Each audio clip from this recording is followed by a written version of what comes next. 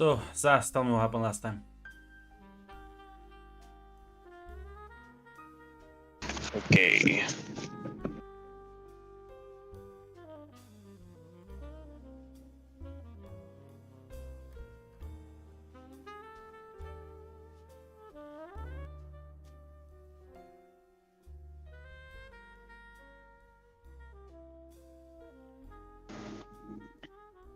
All right, so started off with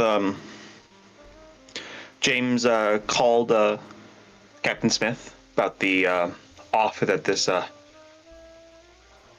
mobster had made him. Ultimately, decided that Smith then called in Taylor and called in a few other people, ostensibly to be at the scene of where gang violence might break out. James also did call Taylor, but mostly just relayed stuff that Taylor had just been told by Smith. And yeah, as when Taylor got there, it was just Briggs and a few other cops. No heavy backup, of course, as Smith probably wants to keep this little on the down low as well. It's not really, probably not trusting the heavier guns that could be brought in. Though Smith did come with some heavier weapons. Taylor was selected to lead one of the teams. Meanwhile, James also did show up. He was given a vest and just told just stay by the cars. Meanwhile, Ian was called in to the docks. Future crime scene. And yeah, several bodies were found, and one was still alive, and this one was Adam, who was heavily wounded. Ultimately, James went in the ambulance with Adam, while Taylor was, along with I think some of the other cops, dismissed after Smith revealed that apparently Julia did invite him, I believe his family, over for a family dinner. Meanwhile, Ian, getting to work, found a specific disintegration of muscle tissue. Specifically, it was an awkward thing because it was a very specific disintegration without like damaging other parts of the muscle. Got confirmation Adam did survive. And Ian, digging in a bit, found that the acid was plant-based, like in carnivorous plants, very highly condensed, and the plant is, however you pronounce that.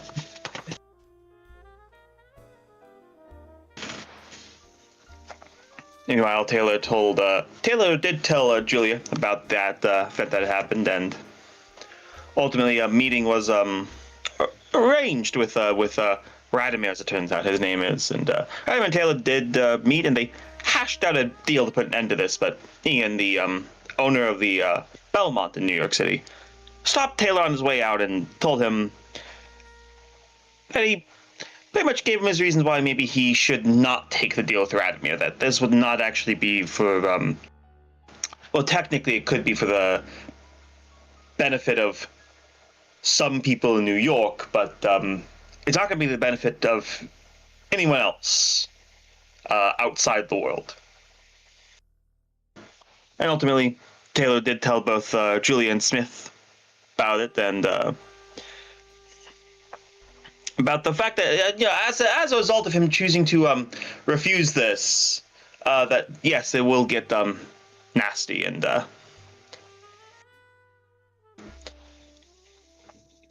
Alaric did take this opportunity to meet with Taylor again and told him a bit about his group, his plans to handle this killer.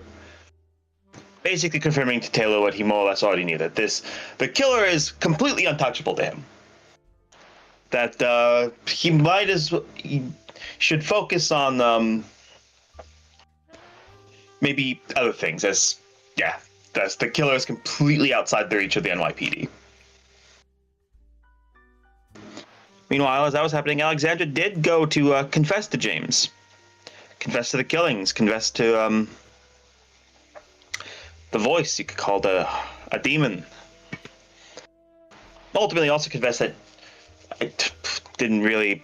She's only really confessing because her brother is kind of like on her case about it. Otherwise, it doesn't seem like she really cares that much. Meanwhile, Taylor picked up on Ian's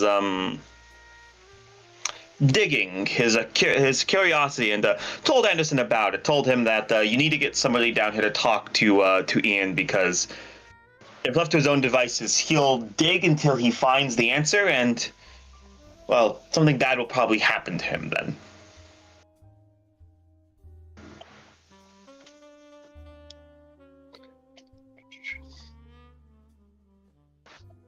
And James came to the precinct and ultimately told Taylor, Briggs, and Smith about the confession. And while Briggs handled it about as well as you can. It's not the Smith did lose his cool and went to go sleep in the lounge, and Taylor talked with him afterwards. Taylor talked to James afterwards, basically telling him that mutual friend has told us that there's not much we can individually do about the killer. That justice will have to find her some other time, somewhere else. And also, to continue to watch what he tells people, because as Taylor did point out to him, there was no benefit to telling Briggs or Smith that the killer confessed to you if you're not willing to tell them who the killer was. It in fact that does in fact hold the worst of both worlds, of keeping them in the dark and telling them everything. It puts them in heightens the danger of both those options. And as Taylor left to go home, had a moment with his wife. Ian did get a call. The expert is coming. Mr. Adams is his name.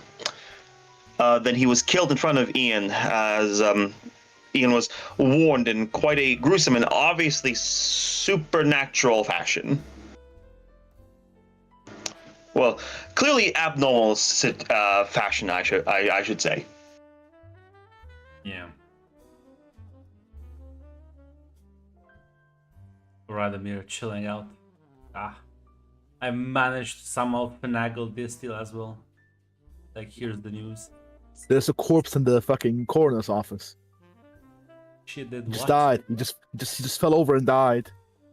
That's what the first report says. A stroke in the office. Yeah.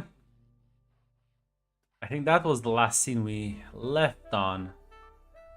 Yes. Ian did. By the way, yes, Ian did. Though, give a cover story to the people who asked questions. Yeah, the stroke. Yeah, like. So, yeah, we're gonna cut into that. Ian, what's your next move, as you would have been given a bit of time off, since they have to sort of clear your office, and it was probably late anyways in the day, so they're like, you can go home early.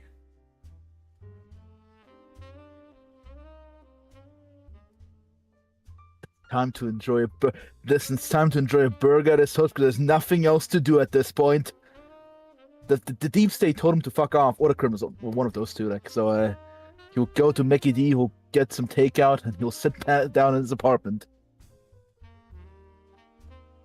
Mickey D, is that slang for McDonald's? Yes. Holy shit. I've never heard anyone call it. I don't know why I find it funny. So, yeah, I guess, listen. You know, if you're not gonna approach anyone about this, you'll see eventually, as you're enjoying your very unhealthy dinner. You see Mr. Ross, as he'll sit at the table with you. He like also has a cheeseburger in it. Those I think that ends well. Well,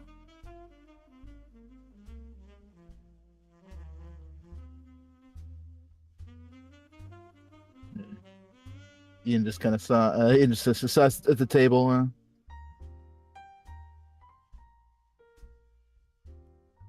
Yep. I said. I heard you. I took it. I take it you heard the news. man who died by a stroke in your office just happened to be one of the leading experts in cryptography. That you asked about a specific set of symbols. Let's just say I don't think the aim here was subtlety. No, I don't think it was either.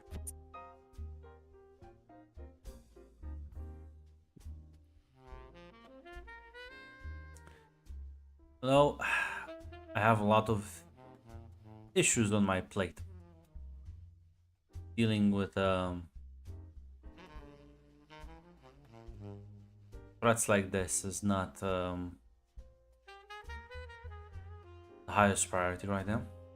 The only question is what are you going to do about it? Honestly, in situations like this, I think this is usually a time to keep my head down. Because this was a rather gruesome warning.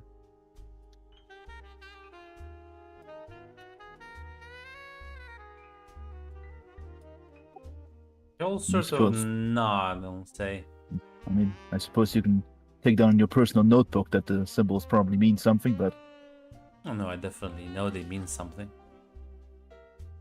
on my end, not much I can do without revealing that I'm still researching it.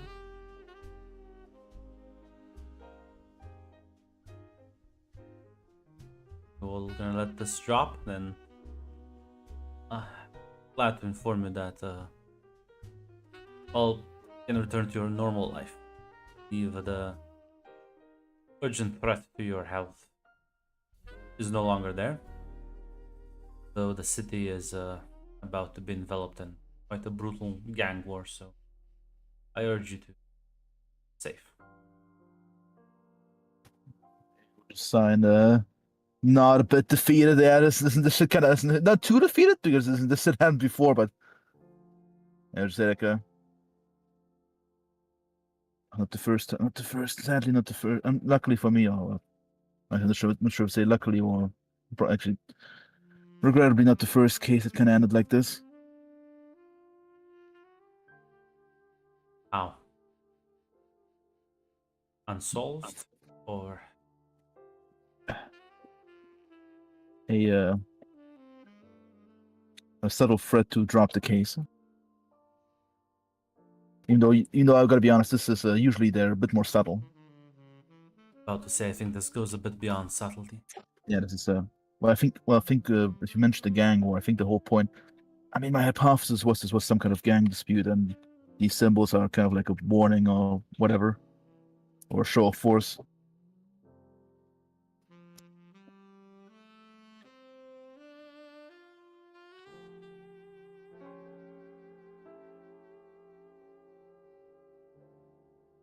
Well, not, I mean.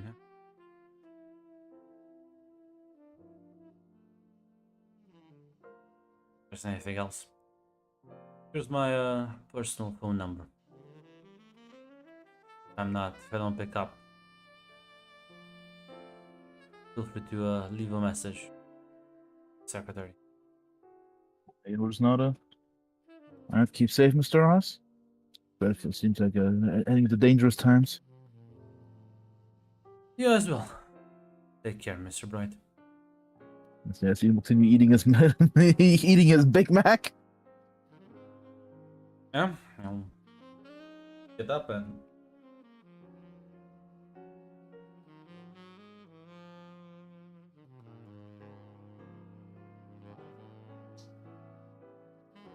presumably, I'm not sure if you want to do anything else for the rest of the day.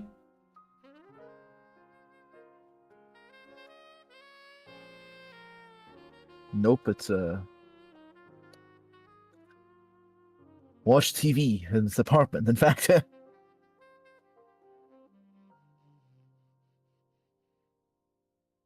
maybe clean up the office because the office was a bit of a mess before during his sleep deprived. There's some catch up on sleep, clean up the office, but nothing specific. Taylor, you anything up to?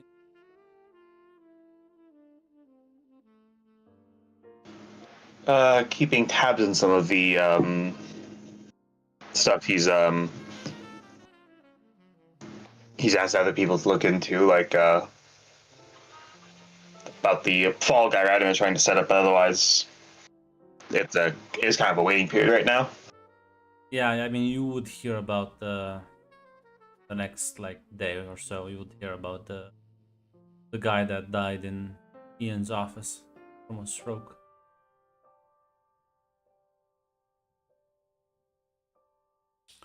But for now, no news on the fall guy.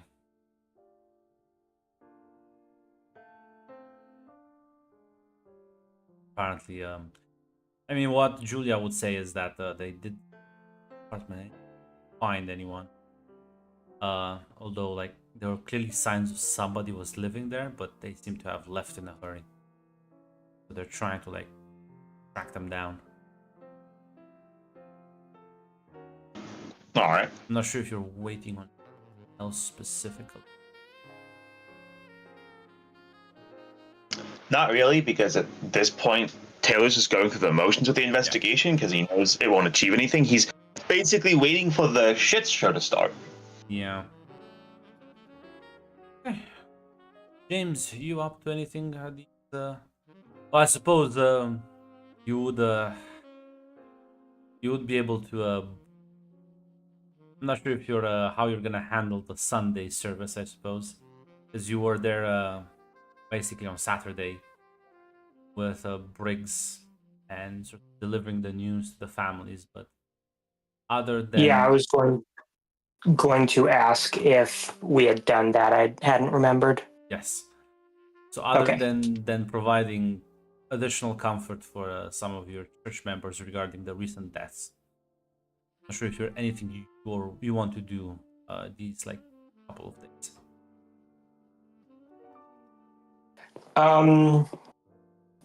Just that I'm keeping a close eye on the people in the church when I make that announcement. I want to see if anyone reacts unusually. I mean, I feel like there's a lot of people who are shocked, surprised. Some people maybe less so, but yeah, no, it's this is like 13 deaths in 3 months, out of which, well, 12 happened, like 11 happened this week. It was a bit of an intense shock. Well, I didn't really expect any major reaction. I was just thought I'd keep an eye out. Yeah.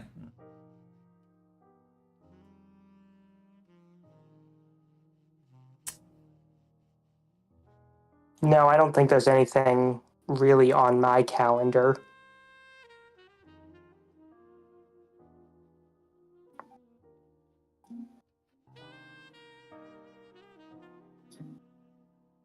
Just normal church stuff. Planning a whole lot of funerals. Yeah. A lot of work. This is around Christmas time as well.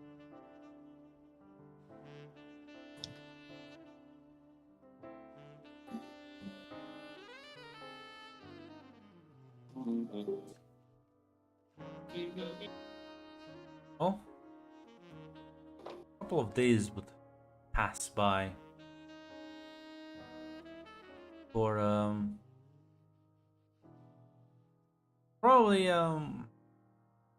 would be like a Tuesday morning.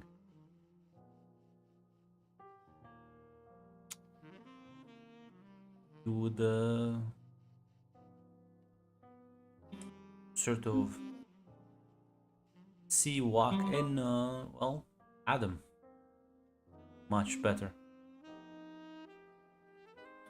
Adam, I'm glad you're looking much better. I've mostly recovered from my time in the hospital. Which is a bit insane, James, because it's been like less than a week. I'm at least somewhat aware of his Yes. hyperactive healing abilities. Say, though I heard you made contact with the killer. Yes.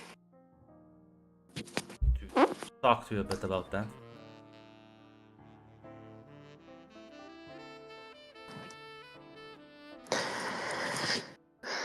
I'm not entirely sure why she...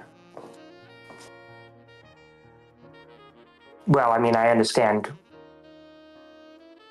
No, I guess I don't really understand why she came to me, but I am actually... don't really need to.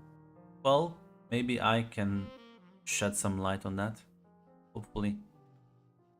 But first, I have some questions, if you don't mind. Not at all.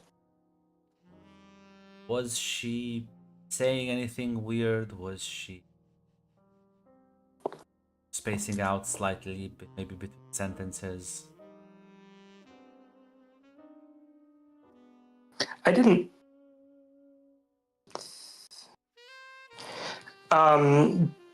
My standard for what a bit weird is has changed somewhat.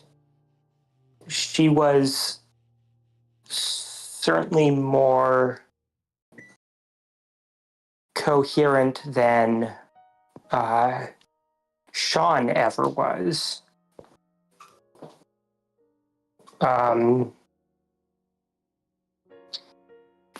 She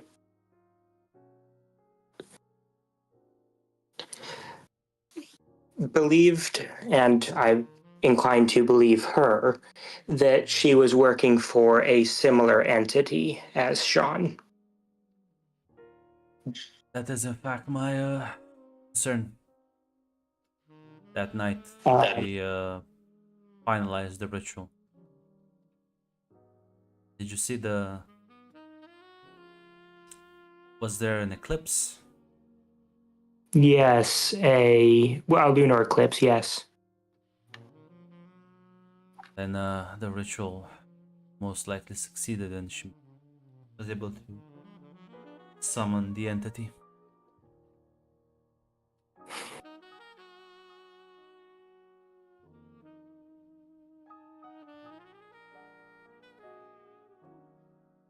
I think I was told, I was given some information about her from Alaric. Me and him have shared our knowledge on this situation to hopefully get a better grasp. She doesn't seem the kind to listen to her brother. She hasn't listened to her brother ever. In fact, she has a reputation amongst her peers for not really obeying his wishes.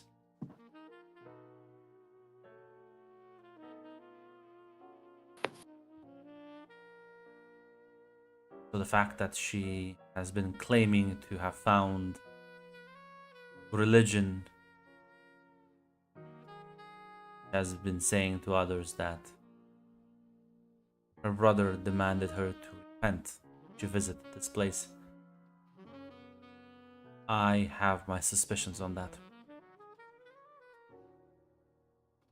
You think that it was meant to... that she was serving an ulterior motive? These beings in our heads, they speak to us, but we can speak to them. if she has one with her right now, may already be under its effect. That may justify certain shifts in her personality.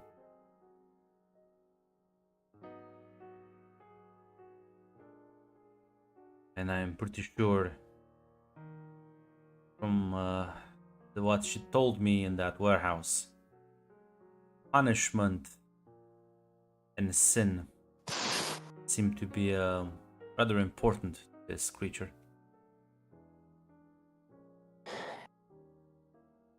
And she started her mission due to Monica's death.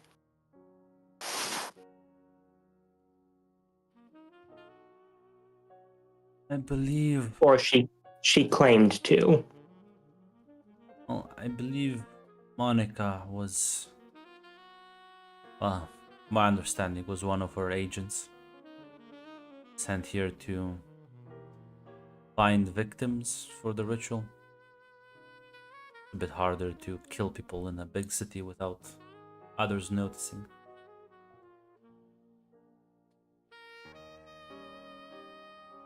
I wasn't aware that we had bodies connected to Monica.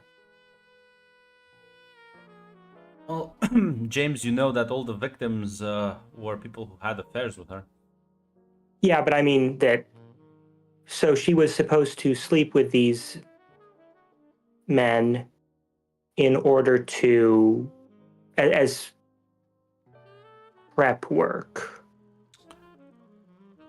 Adam sort of shrugs, says, I don't know exactly why, and I don't know the whys, but I don't think it was an accident. I think it may have been part of a calculated plan.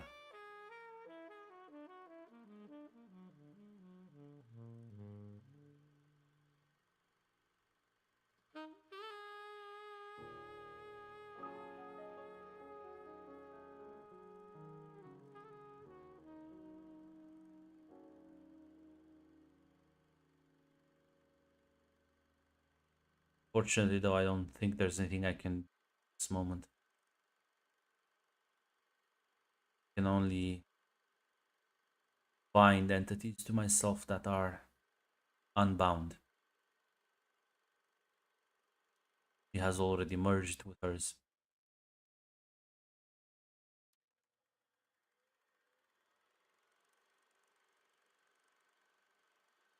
Is the entity which she has merged with and the one whom Sean served, are they in some way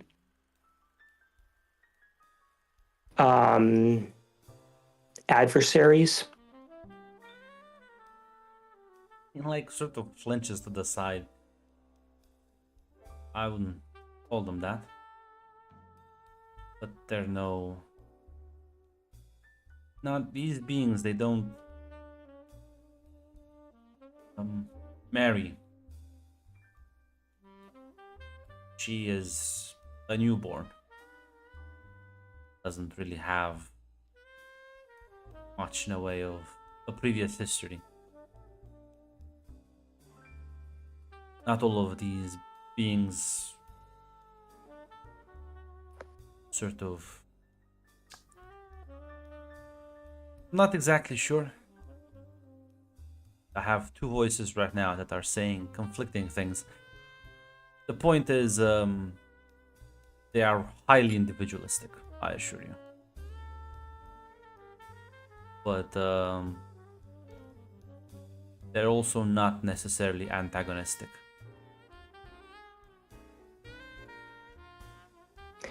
I was wondering, it seemed like Sean, in service to Mary, had thrown a wrench into the others' plans by killing Monica.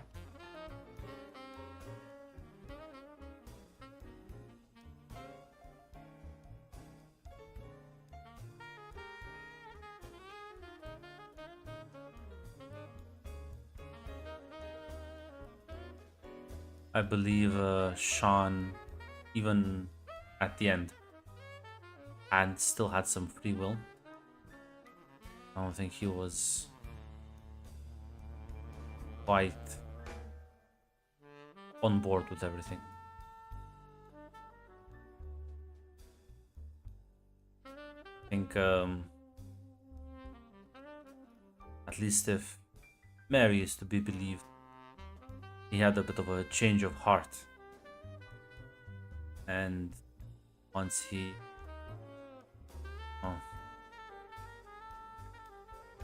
saw the book with the ritual and everything, he decided that he wanted nothing to do with it.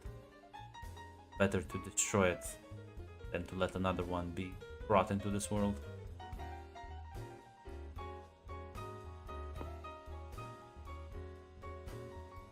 He seemed pretty convinced when I visited him in Rikers.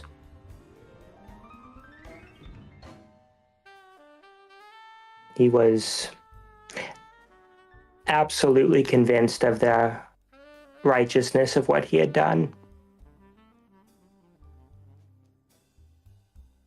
Definitely believe that. Now that Mary is a permanent guest in my head, I have a better understanding of her. She, well, is rather, she calls herself mischievous and playful, but considering these beings don't understand human empathy, you can see how that can become quickly something quite twisted. But she has very powerful abilities in manipulating people's senses: sight, hearing, smell, touch. She can shift the world around you so you can believe anything she wants. I think I experienced the most surface of her abilities to do that.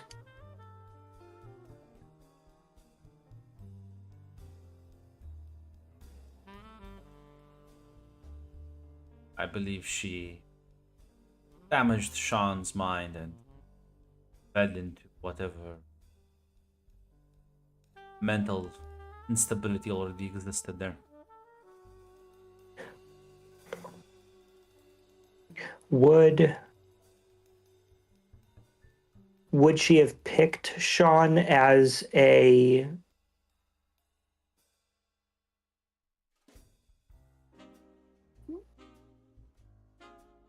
as her representative or agent because of his pre-existing mental illness? Most likely. And would that have made him easier? Would that have made him easier to manipulate? He'll nod. Most likely.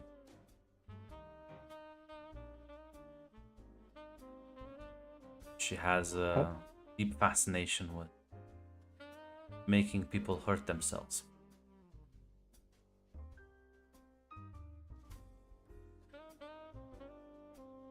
She her first interactions with her first interactions with people were quite negative.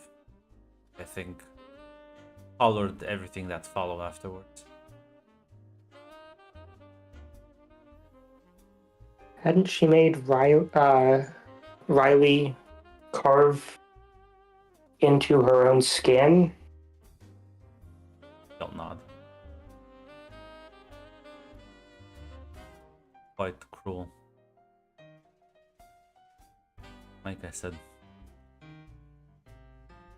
I think this was unfortunately a storm of unpleasant events and just kept following one after another. At the very least, you can rest assured she won't harm anyone else again.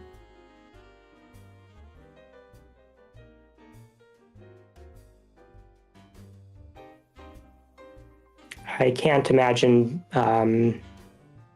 having her as your guest is a particularly pleasant experience for you. Fortunately, I cannot, in fact, make them shut up. Other than that, it's fine.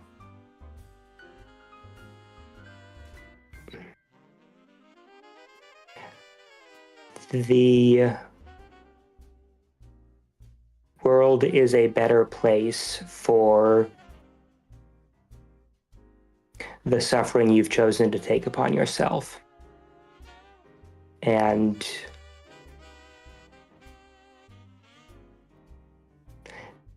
you deserve to be thanked for that. Kind of like chuckle and nod and say, "Don't worry, Father. I can do it for a sense of sacred duty. I suppose I just viewed it as a natural extension of my oath. Keep people alive."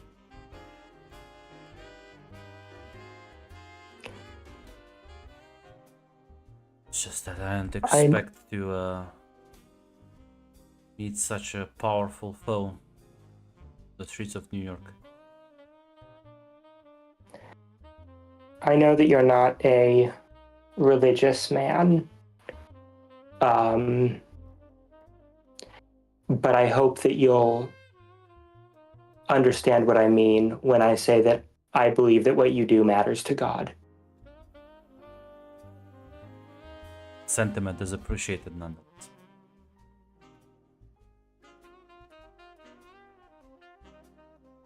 I will urge you to be quite careful with her, Father, if you ever encounter her again, or, well, God forbid you mention her to anyone. I've seen her at her, well, basest form.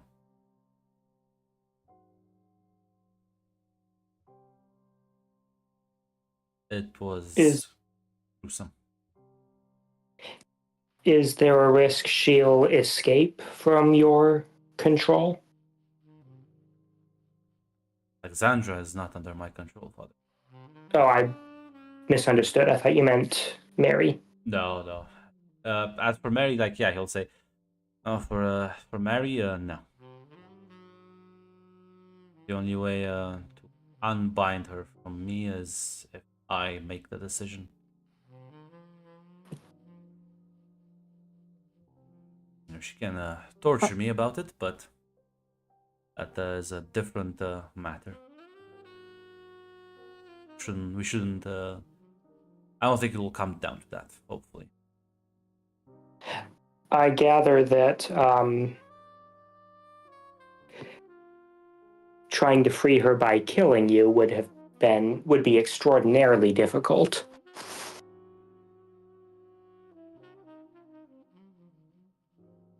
Maybe. Problem is, unfortunately for her, I don't think killing me frees her.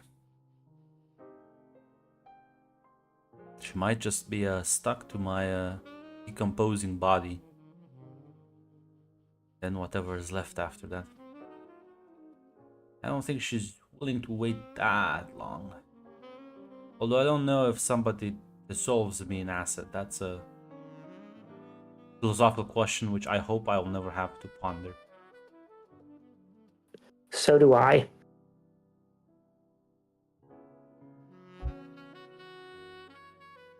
I'm not eager to have anyone test the limits of your healing abilities. He's gonna nod. Well, Certainly Alexandra did. I think I needed that experience to humble myself a bit too arrogant for my own good.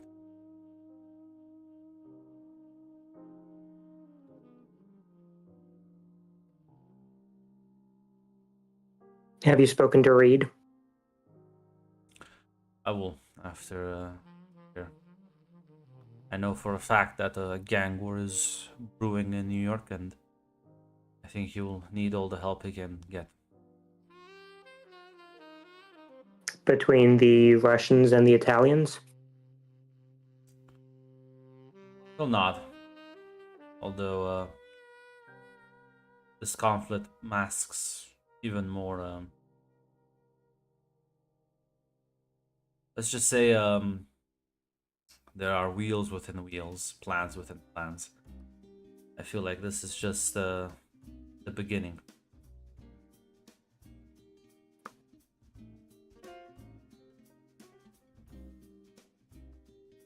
If there's anything you need from me, or that I can offer on behalf of my church, let me know. Still not. Well, I think the days to come, I might have to use some of Alaric's criminal connections to start a small clinic. I've been told that healthcare here is a bit less affordable for those poverty-stricken. I am still at heart surgeon,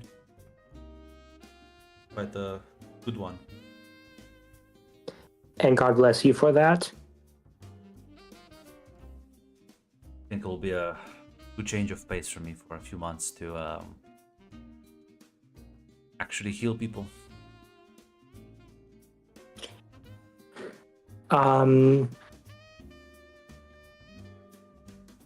If there's anything, any contacts I can make to establish this church as a neutral ground, let me know. And if there's anything that I can do, this is grossly optimistic, and I apologize for that. When the fighting has brought both sides to the table,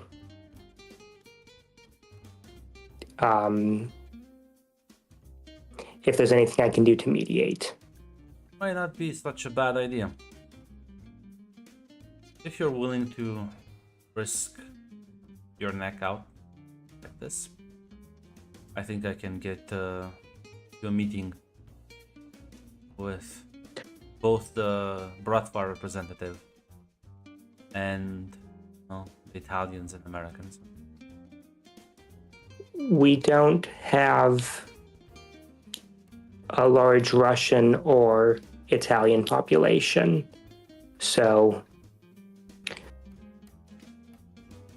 I found that religious people can find a lot more common ground a lot easier. We are a neutral ground culturally as well. Well, not.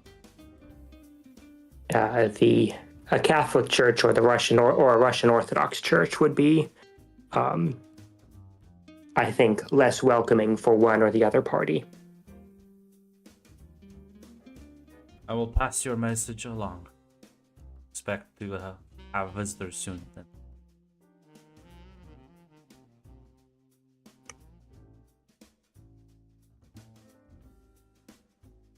If there's nothing else you want to say to me, we'll take his leave.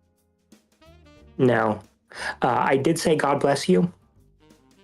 No, but I think you said it now. No, I said it to him earlier. So I mean, I'm not trying to wheedle adrenaline out of you, but I'll take it if you. Yeah, no. Listen, Ross. There's a new convention we have. Whenever you say your catchphrase, there's a new emoji in the Discord server called Adrenaline. You just pop that up, and I'll give you like a thumbs up. You don't have to ask me Okay. verbally. Oh, that seems more natural. So yeah, you can gain an adrenaline for that. Okay. As he take his leave.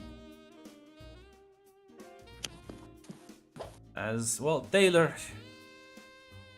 This will happen sort of, presumably outside your office. Is one morning, you'll find sort of Adam waiting for you on the street corner. Doing quite well.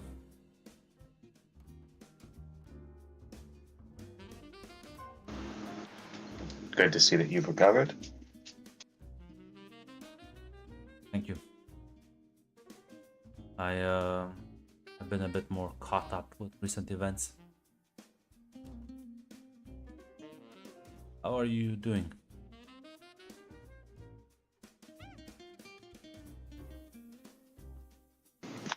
As well as I can, given the circumstances. Well,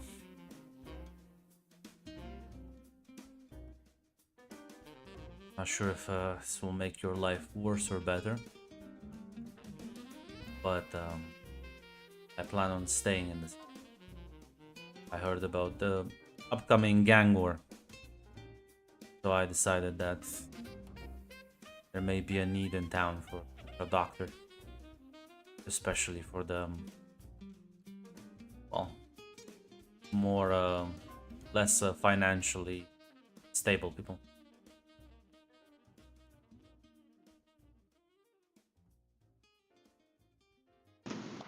Taylor will nod as she'll say,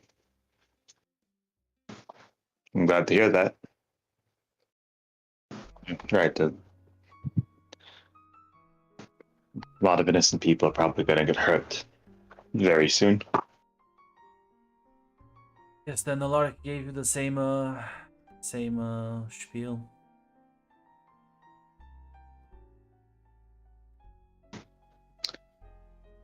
He did. Happy at his approach. I don't think I can do anything to stop him.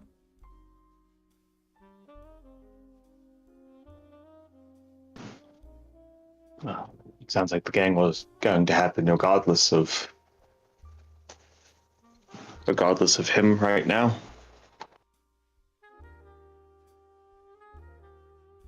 You know, when I came here, I thought I was powerful, strong, capable.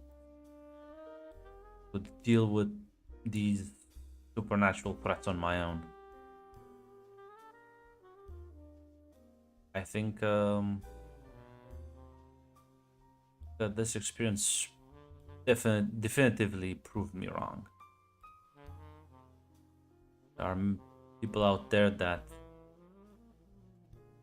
can hold me like a lawn chair.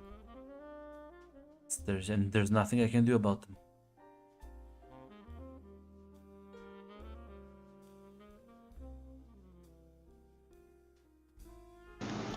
As Taylor will sort of, yeah, he'll kind of bitterly say, from the sounds of it from Alaric, there's not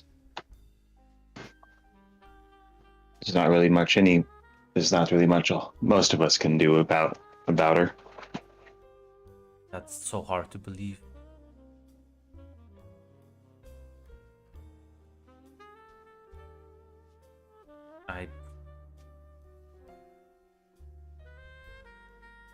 Maybe, but his abilities, people he has at his disposal.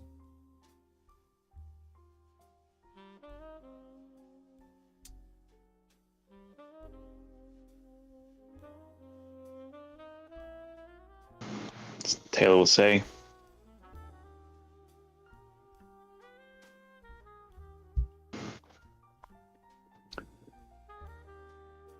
Yeah, Taylor will just say. The sounds of it, whoever the killer is right now has an awful lot of protection. Unless someone very powerful is willing to, the sounds of it, throw their life away. Tried fighting her. Saw how I ended up.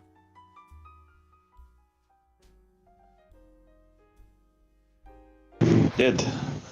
It's I'll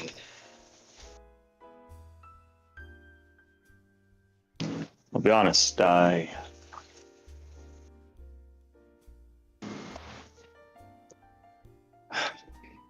almost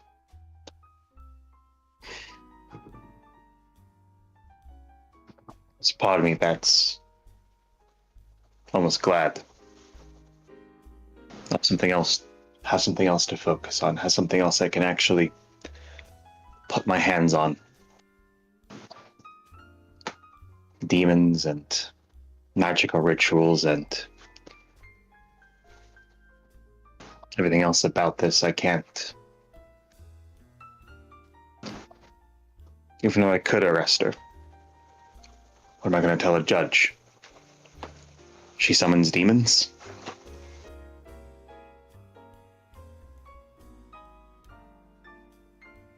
I am honestly quite concerned about her so-called redemption. Her visit to the church, and she claims it's for her brother's sake. I know how these entities behave. I know that they can change people. And her whole thing was to apparently sacrifice sinners. Are you a religious man, Taylor?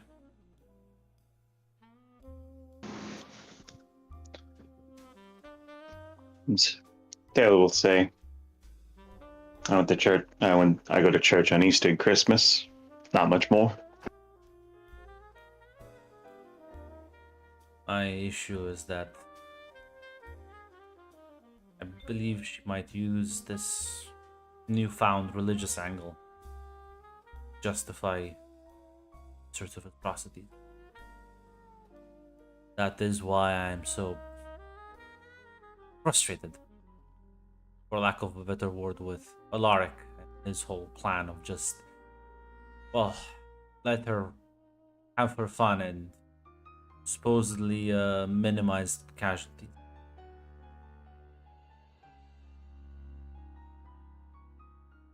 Now, I have a question. This sounds very different than what Alaric told Taylor. I mean, I don't remember exactly what they told you. Alaric heavily implied that he's gonna kill her later. He just can't kill her now. But then, Yeah, Taylor will say it's not quite. Gonna be honest, that's not how Alaric pitched it to me. how did he pitch it to you? The way he made it sound is that right now, either I guess she was too powerful or she still has too many allies.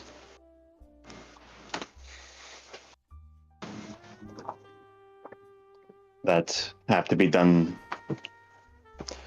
somewhere else later.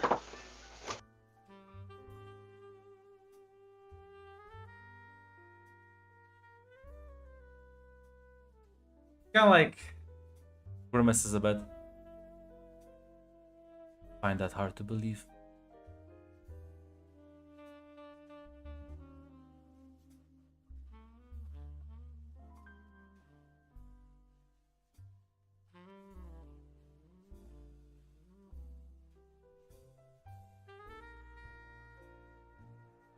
Well, maybe he will handle her later. Right now, when he came to me in the hospital and talked, I urged him to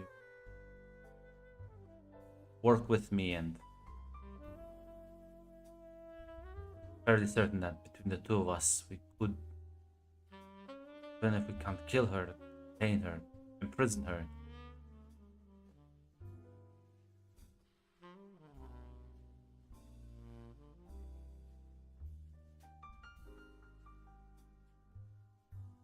Just felt to me like he didn't want to do that.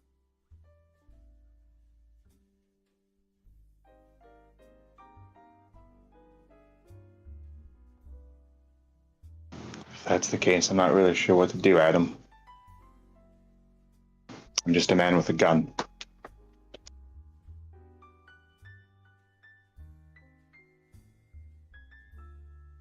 Yeah, like take a deep breath. I know. I'm just venting some of my own frustrations with this.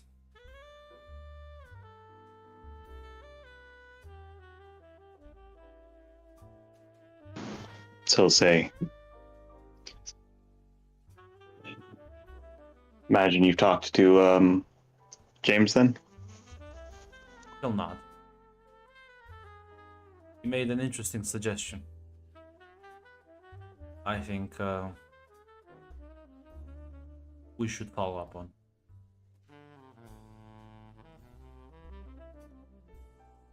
The coming days, once the fighting starts, have church and, well, perhaps maybe he's not the only one. Have these safe havens where no gang would give people a bit of a break.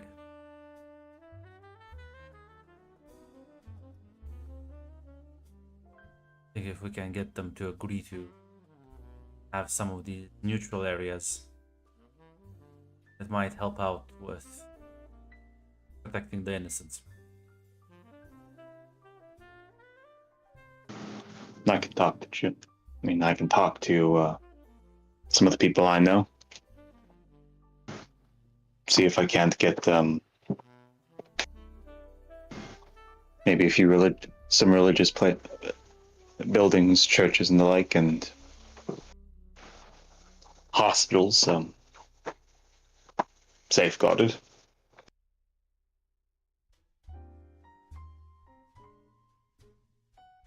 You're well connected with one of the warring factions. I was hoping you could be able to bring them to the table to discuss.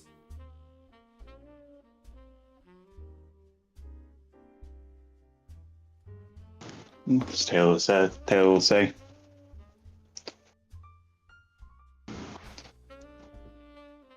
I'll talk to them. Right now, I'm their main link with the NYPD. If they alienate me, they do lose that. You'll nod. I think I can shout. I've learned some of these favors, let's call them. So I think I can get a Bratva representative to drop the talks.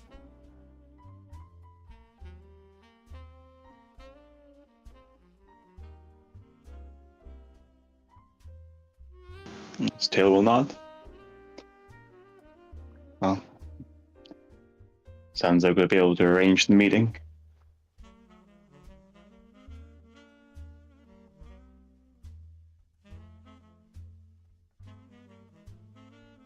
Take care, Taylor. See you around.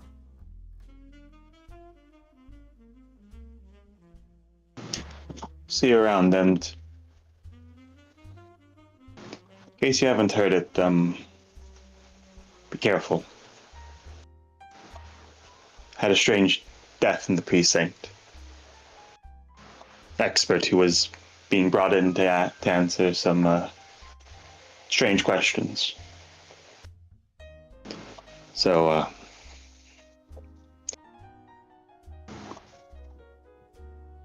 I'll be honest. Keep your eyes out.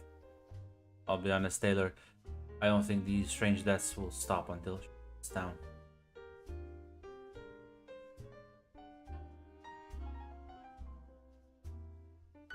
Well aware. Just why I'm hoping.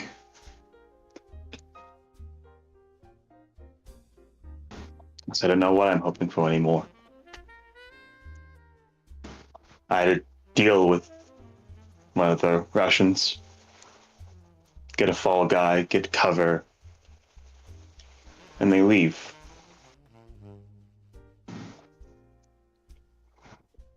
I ended up going back on that. Went back on that because I didn't want what happened here to happen elsewhere, but it sounds like right now I made a deal that's going to get people in New York killed, and people are still going to get killed elsewhere by her. So I'm not really sure what I'm hoping for anymore. Maybe you should talk to Alaric about it. I am a bit too upset with him. I don't think that will be very good conversation. I would rather focus on setting up my clinic and preparing for the storm that's to come.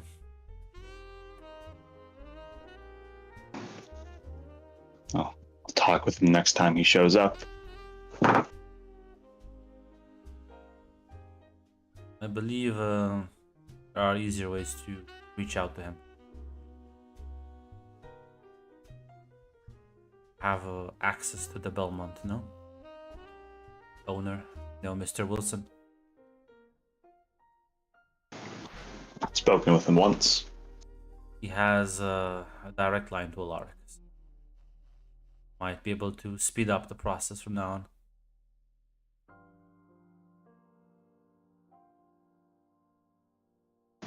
on. That's useful. That's a useful thing to know. Thank you, Adam. He'll nod. Take his leave.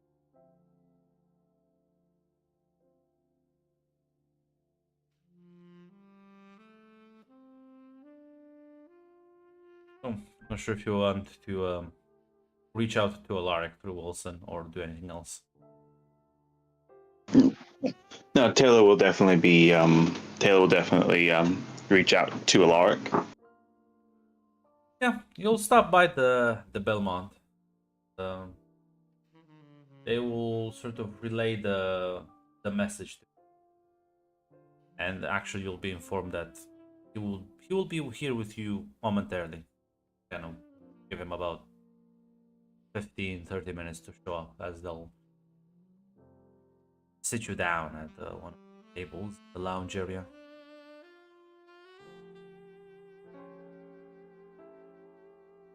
As Mr. Wilson will actually sit down with you.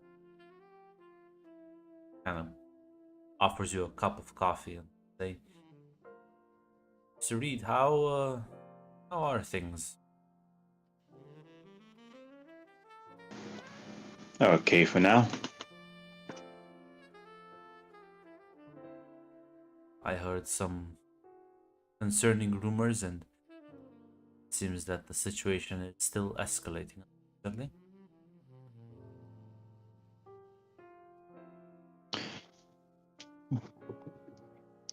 They are.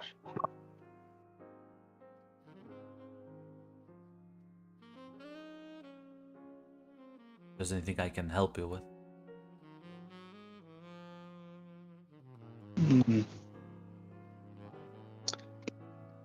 Very soon, I'll be putting some pressure on the people I know, and a friend of mine will be doing the same with his contacts to establish a few neutral areas, places that won't be hit by the coming violence. A few places for innocents to go to.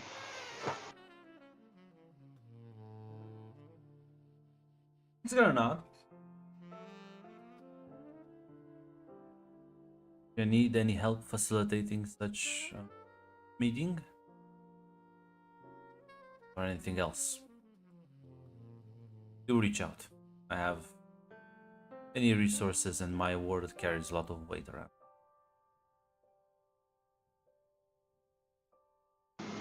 Still will nod at that as. Oh. Your word might go a long way. And two sides are obviously going to come to the meeting with distrust.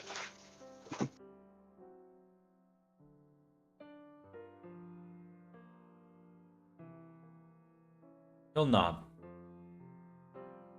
Even so, there are rules. Well, there are rules that all of us have to follow. And the criminals.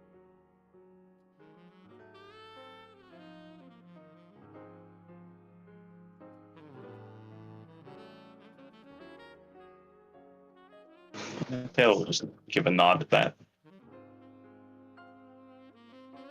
Eventually, you'll see Alaric arriving, and Wilson will take his leave, and Alaric sit down, looking quite exhausted. He'll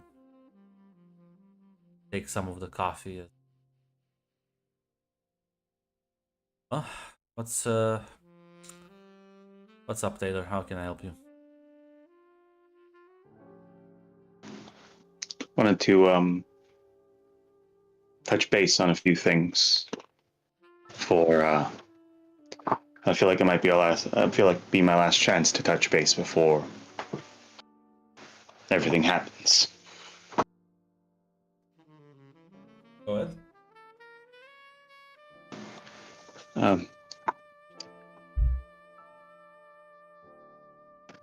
First thing I wanted to ask is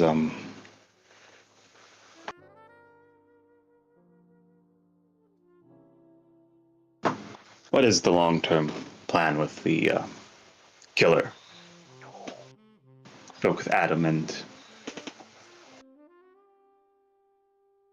I think me and him may have gotten different ideas from our conversations.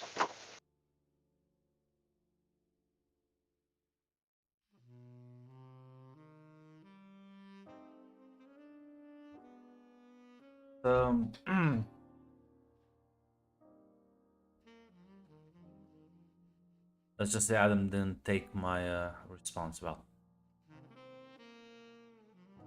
I told him, I told you, different ways, I suppose, but same result at the end of the day.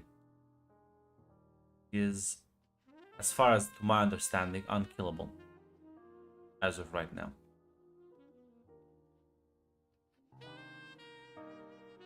Still will ask, given my knowledge of Adam's ability, do you mean that metaphorical or literal? No, it's I think if I cut her head off, it's just gonna be attached still.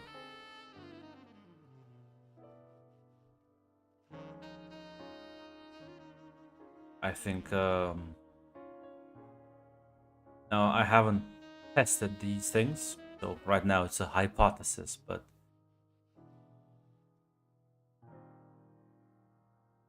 maybe she's just bluffing. Maybe she has managed to make me overestimate her capabilities. But that's not a fight I'm willing to start right now to test the limits.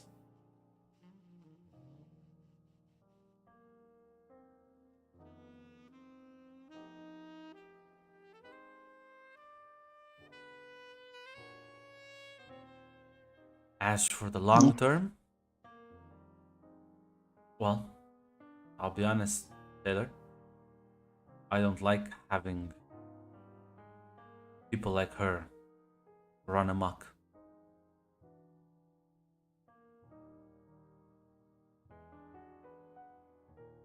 Question that problem with Adam that he is a kind soul.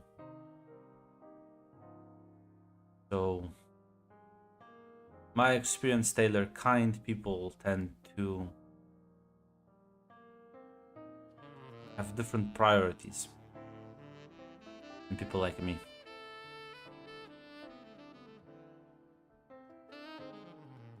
Adam thinks about the people in New York that live here now.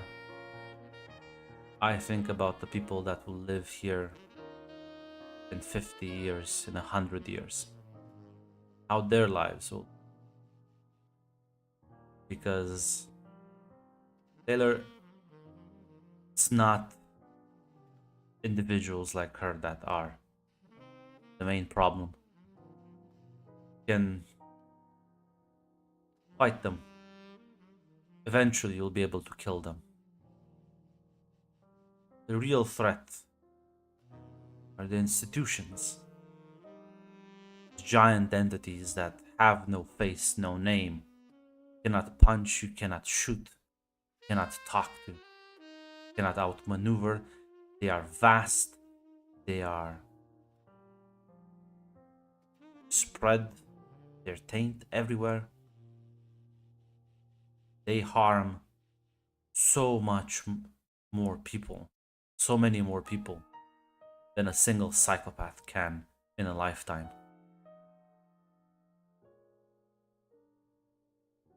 Poverty, corruption. These are the things I'm fighting against. People like her, they're footnotes. Now, it doesn't look like that right now from our perspective, because we're also footnotes. It looks quite big.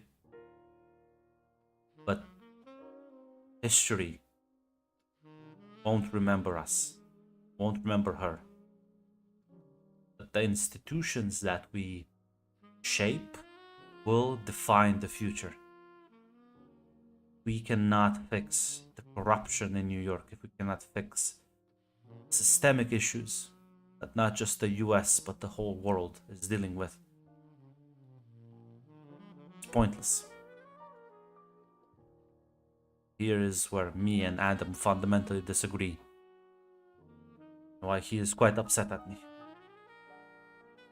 And, well, I suppose that is his right. The only question, Taylor, is, are you gonna help me with this or not?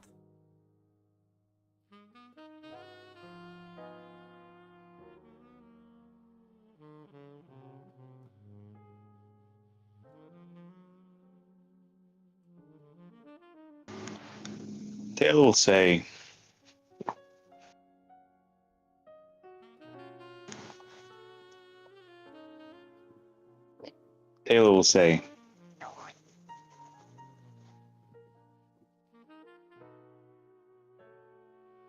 no, I had the option. Man named Radomir. Me. We hashed out what could have been a deal. Everything here gets covered up. The Russians leave.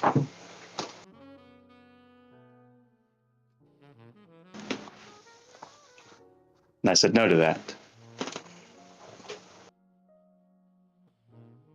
Said no to that because I'd be saving people in New York, but I'd be condemning people I don't know and will never know in cities I can't put on them. Some of them I can put on a map, some of them I can't.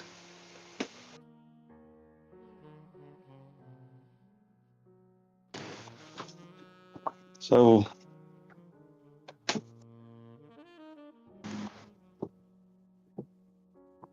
I don't like this at all. But I think you're right.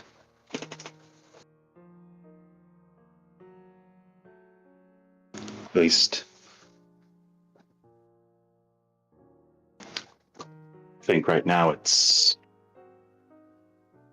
the option on the table right now that sounds the best long term.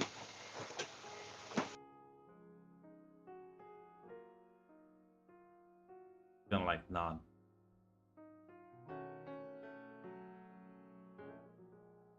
History is not gonna remember me as a hero. In fact, it's probably gonna be the opposite. I am deliberately letting people die because I'm making a gamble. Hopefully, will pay off long in the future. So I don't blame you or Adam or anyone not only having reservations but taking issue with such an approach. I will also not try to lie to you about it.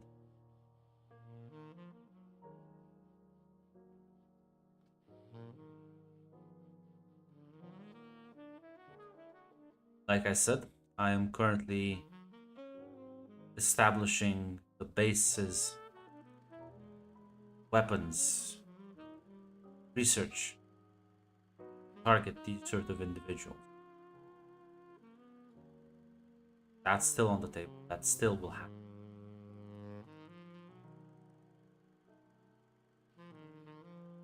But Adam was also understood correctly what I said.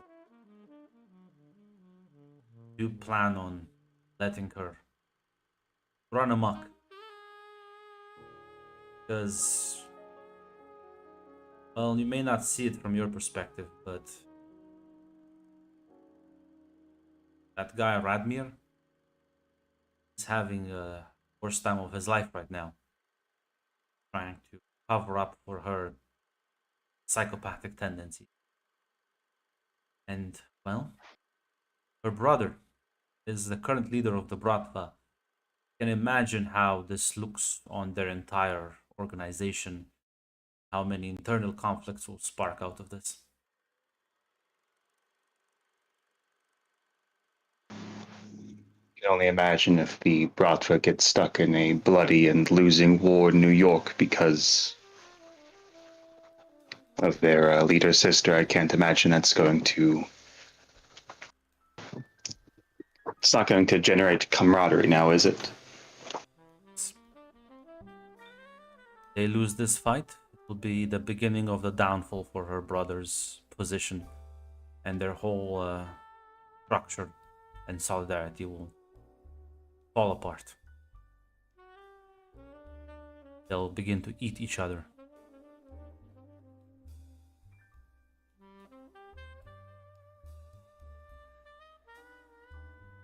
But to a person like Adam, sacrificing innocence when such a tactical advantage is immoral.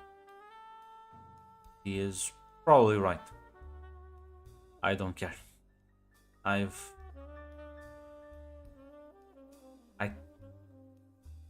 in a position, Taylor, where I am far too deep into this to back out or to play it safe or to take my time.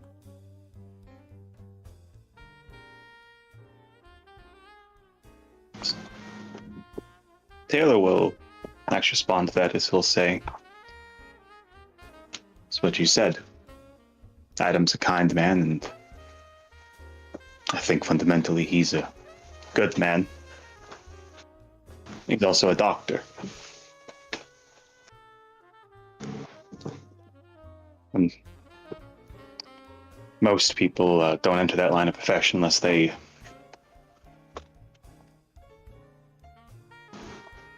have a certain way of looking at the world, but I wasn't a doctor. Adam, I was a soldier before I was an officer. I'm well aware of the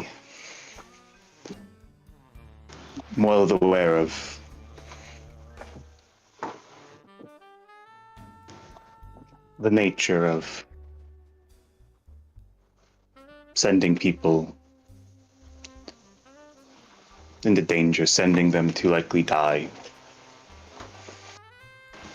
Because everything else in the operation, everything else in the entire campaign relies on it. I didn't like it then. I don't like it now.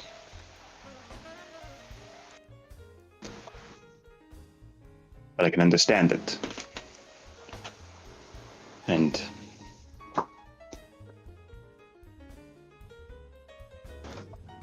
you don't win wars. You don't win wars by appealing to an enemy's better nature.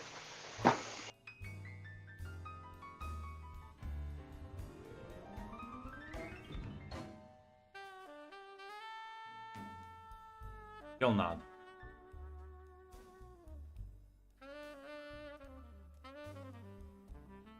Last thing I'll tell you is, imagine you already know it. The killer made contact with James. If you didn't know it, well. Suppose I heard rumors about her having a crisis of fucking faith. Yeah, she confessed. Adam thinks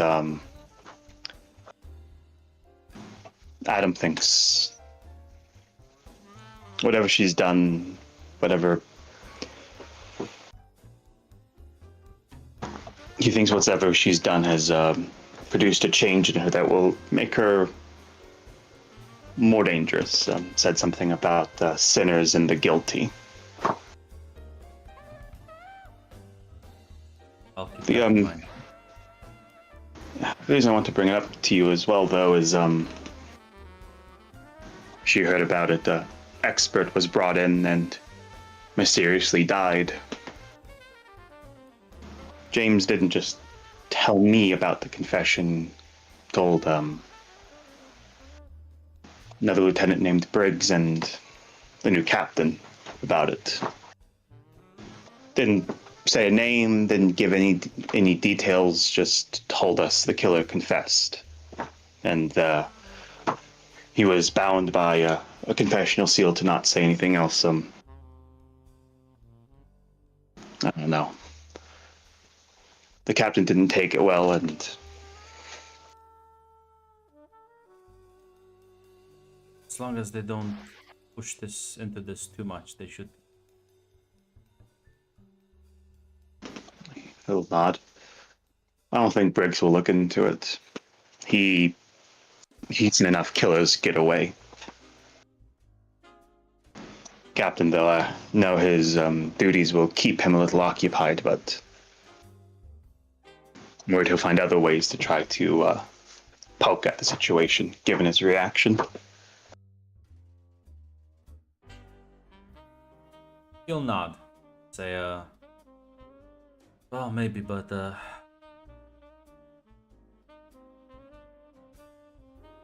luckily, I think, by that time she'll be gone from the city.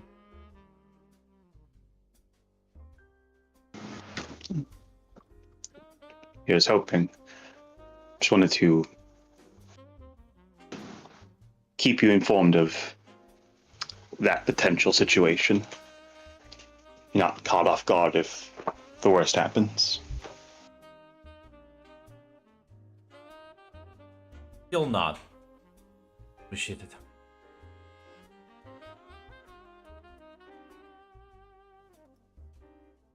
it. Won't take it, but well, won't take up any more of your time. You do seem like a busy man, Alark. He'll nod. Take care. Finish the coffee and get up and take his leave.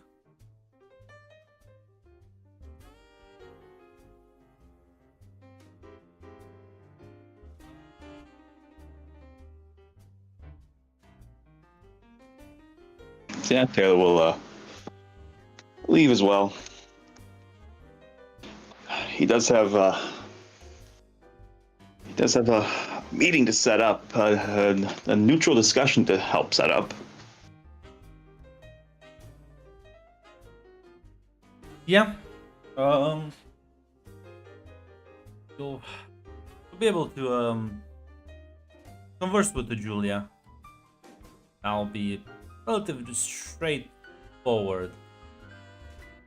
She's gonna like inform some of the other important people involved in the upcoming conflict.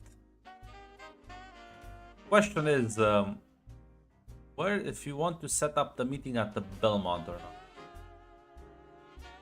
That might be the safest place to not have sparks flying. Yeah, that's where Taylor would push for it to be set up. That's where Wilson's word there carries the most weight at that location.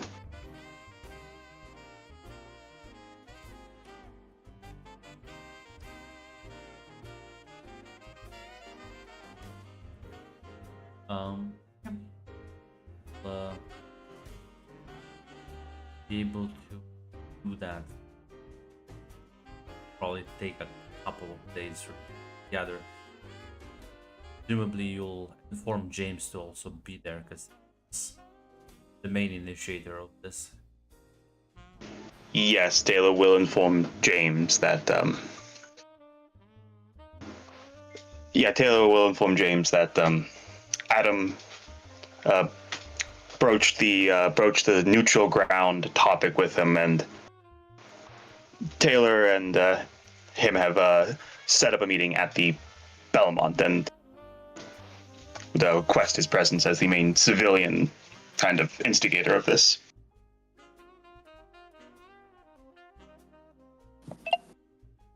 I accept the invitation. One minor bit of housekeeping, Yes. like in universe housekeeping. I do want to make a proposal to my church's vestry to start hosting a free clinic in the church basement. Free sex clinic. What's church vestry? It's the governing body, Oh, okay. the lay governing body. Honestly, that would be nice because Adam is like struggling with that. So yeah, no. That's exactly the idea. I'm specifically thinking of him. Yeah, I think they would allow that. And I'm also going to present it to Adam as much more of a secret trauma center than I think I necessarily presented it to the vestry. Yeah, no. He's definitely gonna be grateful for that. Because that means he doesn't have to bother with like the administrative part of it.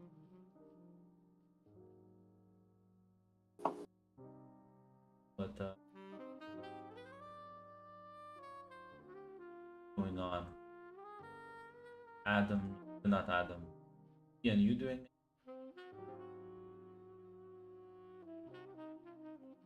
Right this very moment, no.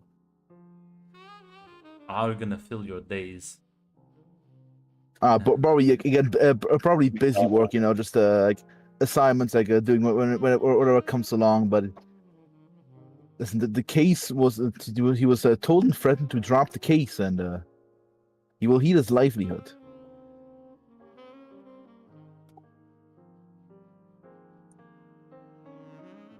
No.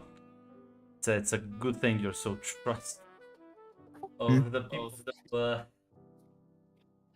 like this.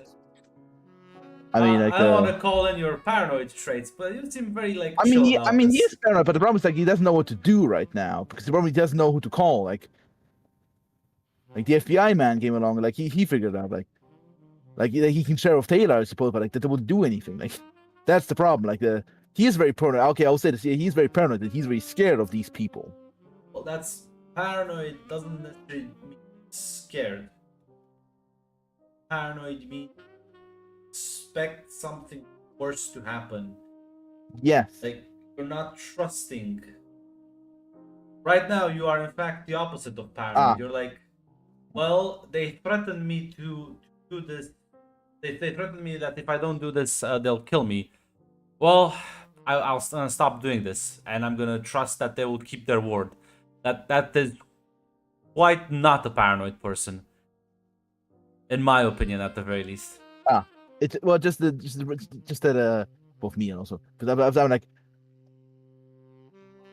You do have people you can talk to. Yes, the FBI man specifically was like, "Are you gonna be fine?" And you're like, "Yeah, I'm good. I'm doing good."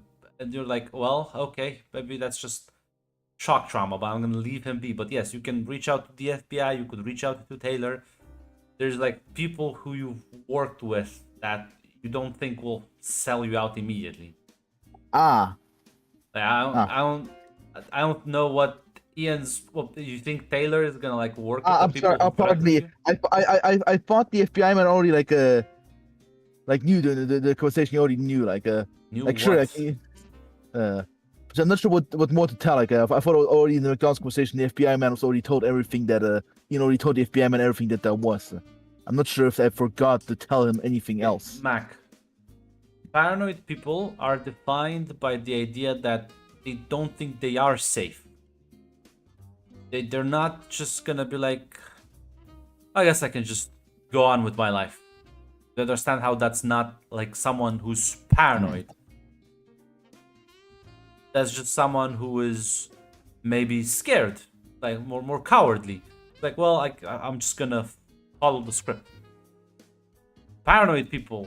That's why paranoid people build conspiracy theories and all of this shit, is because they don't trust anything. They think people are out to get them, and they're not chill about it.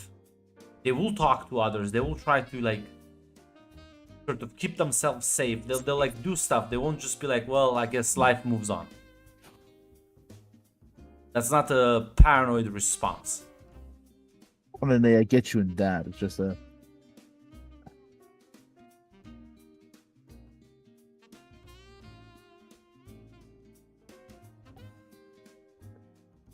suppose you can tell Taylor. Just like I'm not sure what he can talk with Taylor. I mean, I assume before let me, he would like. let me try to work here with you. Let me give you an example of what, in my opinion, a paranoid person would do. Paranoid person, maybe that's not Taylor. That doesn't even have to be Taylor. Paranoid person would be like, okay, I'm gonna try to figure out who these people are. I'm gonna try to like, well, what kind of conspiracy did I fell in? I don't, because a paranoid person assumes they're not safe. So you just know they're gonna try and kill you in the future. You're trying to preempt that. Yes, his entire bit right now, he thinks this is like a government op at this point, or not just criminals. This is more advanced than just criminals. Yes, like. The question is, what are you gonna do when you believe you're about to be killed? Like that's my point. That the paranoid person is gonna start like doing stuff to try and preempt the things he's being paranoid about.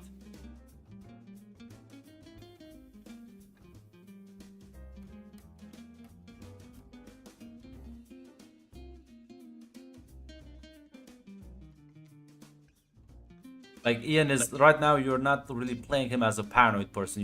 You're just kind of playing him as a normal person level of scared. It's like, yeah, I've been threatened, so I'll comply. That's not really a paranoid individual. I'm trying to like make you take it to a much further extreme.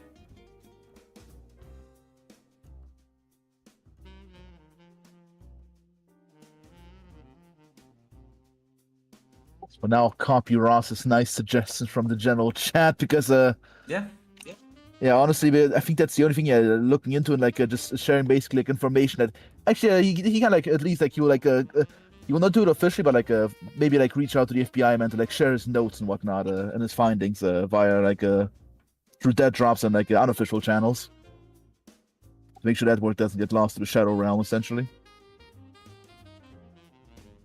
It's the case gets like wound down and whatnot. And well, the question is, you don't need a apology expert. Yeah, he could try to look into this on his own. Yes. Yeah, You could try that's and pretty figure good out as a hobby. on Like his look own. like yeah. You could. I did think about that. So I was gonna say, like, there's many things you can do. Step one, I think, will be file backups and sharing with I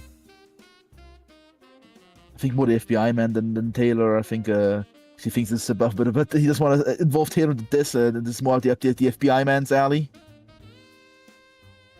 He might describe to Taylor that drop like the exact like circumstance of like the actually it's probably more sharing with the FBI man, but no. But for now, he will definitely like try to like decipher like the text, whatever, like and like try to look into Hey, that basically. You said like 3 different things. What are you doing right now?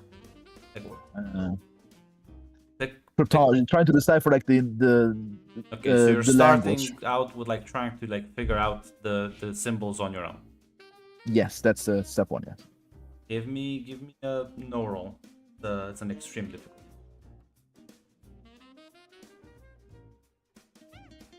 Sure thing. Hey, that's a. Does 3 euro play from detective or no? Yeah, yeah, it does. Oh damn. No, this is dog ass. Listen, Mac, are you a gambler?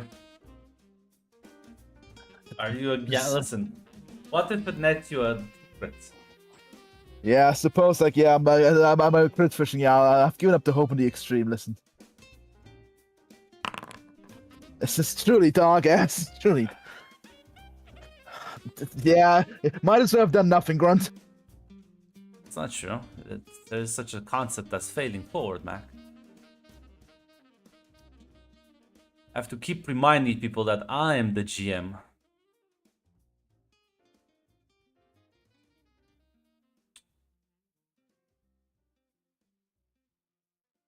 Interesting.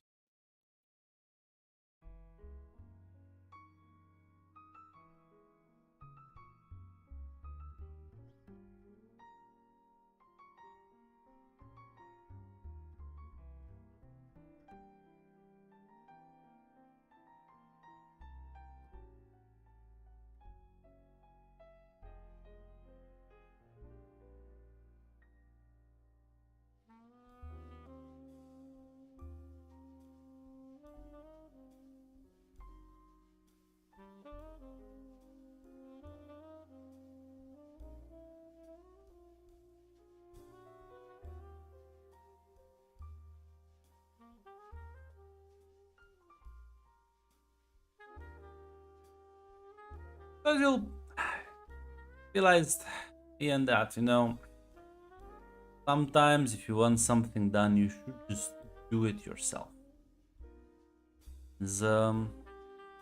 Compile the rest of your notes. And, well, try to piece things together. Now, at this point, you are sort of pretty much assured that this is some sort of language, even if you don't understand. There's clear logic, and you also know that nothing that exists on occult knowledge is remotely useful. Yeah, This he's going is into like completely math. unrelated. He's going in assuming it's like a cipher, so he's using like math and stuff more than actual history or whatever. Yes. So, as well, you begin spending. Right now, for you, it's a bit less work at the office, but unfortunately, because of the failed roll, you will start neglecting some of that office work as well, in favor of focusing more on this. Now, it's not that bad because, like I said, it's a bit of a downtime. It's literally Christmas. Even the criminals celebrate this time. That's why they're gonna have the war after Christmas. But yeah, it's a mess. It's hard. Not your area of expertise. It's extremely difficult, and you're not really making headway. As the days do go by, sort of kind of fall into this routine where you wake up in the morning, go to the office to just kind of quickly do yesterday's work, finish things up. If there's any reports, any autopsies that need to be quickly done, you kind of rush the job. As you begin to obsess a bit more over these runes, these symbols, as tried some of the more common ciphers, some of the more common decryption methods, and nothing is providing any real results. As well, one night you're just, it's about like 8:30. You realize you haven't eaten since morning. You are exhausted, tired, as you glance at the reflection in your kitchen sink. You see these like deep, dark strains underneath your eyes from the lack of sleep. You are done for today. Still, not that much progress. This is a wall you'll probably have to chipping at it for another, well, quite a long period of time.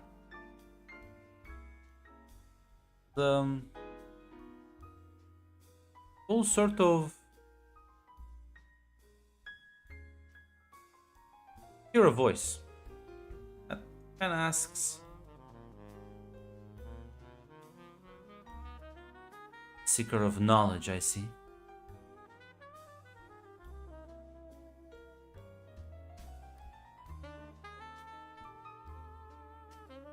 This one, I guess.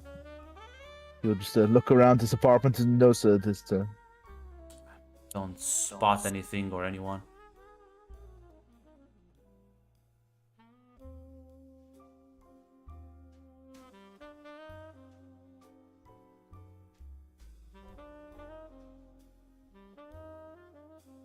Don't be afraid.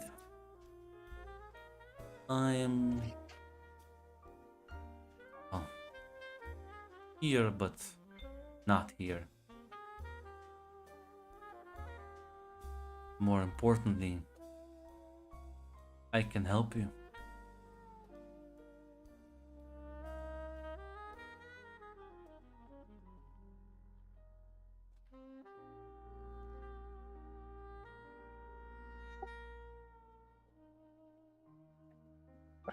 It's a bit taken aback. You're thinking either he's dreaming right now, or he's someone has spiked his coffee. All right, Mr. Ephemeral Voice, are you another subconscious, or is that the some special drink talking? I am merely existing as an echo of mind.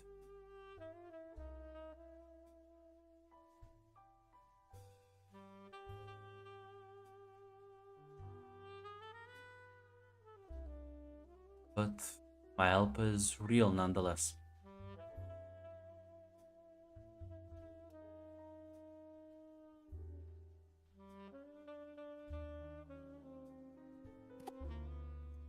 All right, look, assuming this isn't just a sign of the weird plant poisoning. All right, Mr. Subconscious, tell me the mysteries of the universe. I don't think you're prepared for that. Why don't we start with something a bit more small?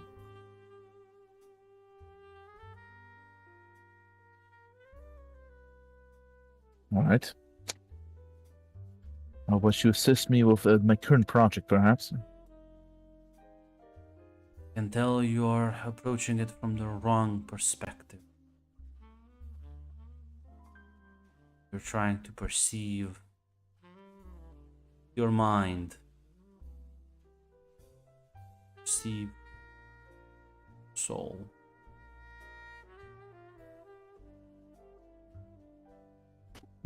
Well, I was talking is writing down a note like get some more sleep next time and some meds. It's like be like, all right then.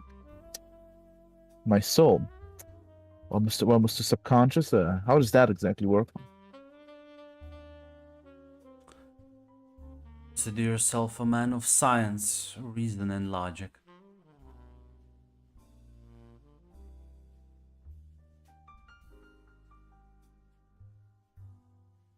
Those things limit you right now, keep you shackled. your perception you are not even aware of.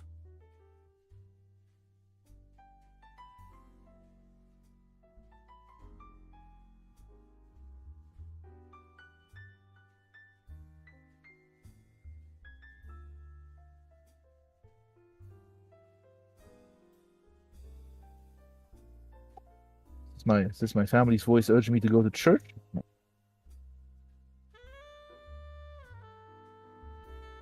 Unless that's what you want. I urge no. for you to first leave. Find something to believe in, greater than you.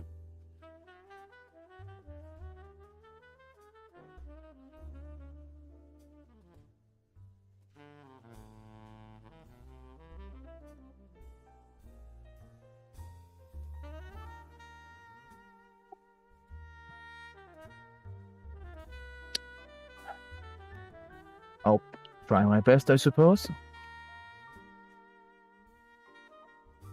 That's all any of us can hope for.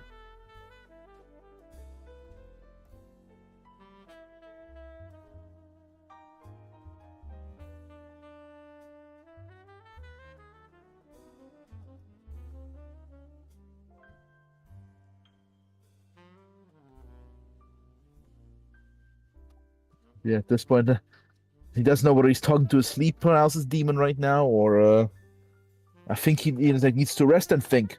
Let's maybe can use the suggestion from the sleep paralysis demon for some good. I don't know. Maybe this will.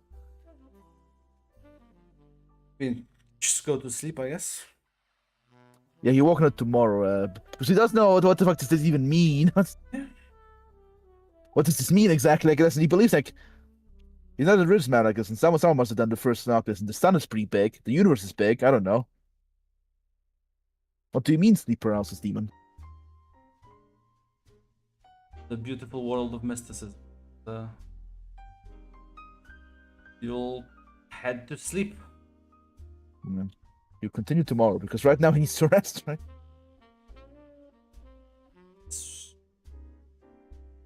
Well, this is a pleasant welcome, pleasant rest. You'll open your eyes bright and early in the morning, feeling much better.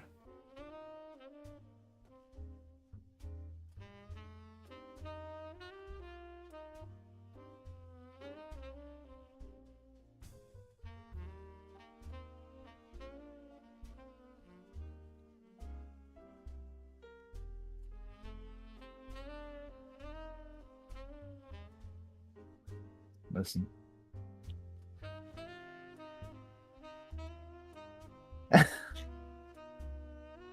That's true. He still has the idea like this could be like an MK Ultra thingy majiggy.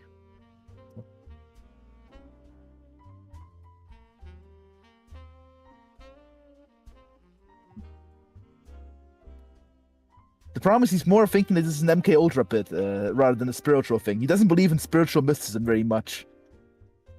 His top theory is this is a CIA operation.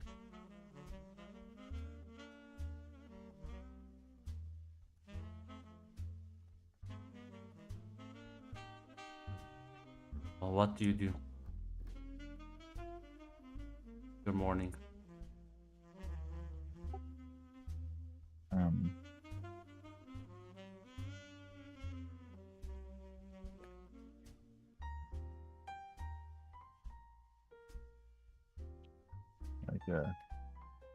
He would check to make sure like his note that he wrote yesterday is still there. Like check like because it was so yesterday was like not an entire dream basically.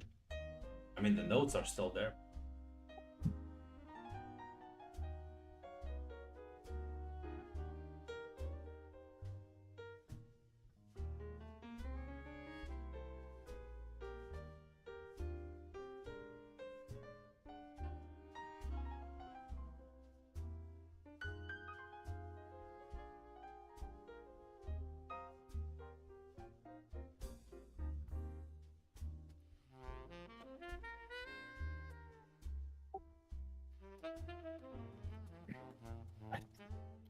Homicide.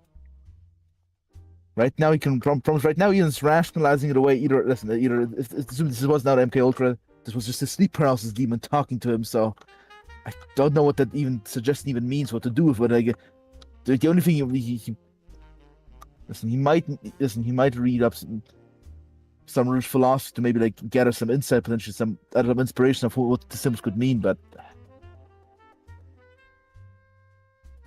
Just go to the library to find some books on like.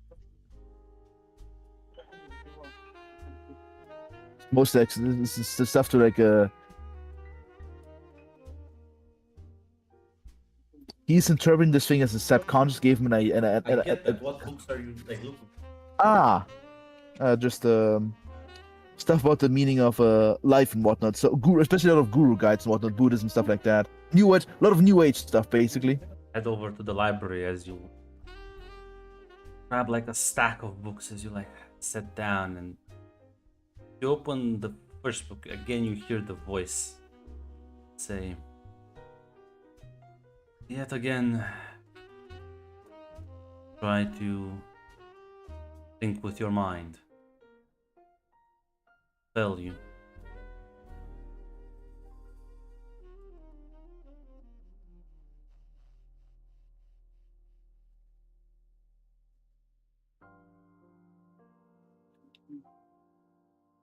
Yeah, cool roll, Mr. Ian. Yeah, Basic difficulty. yeah, because either he's going insane or the CA is cooking his brain.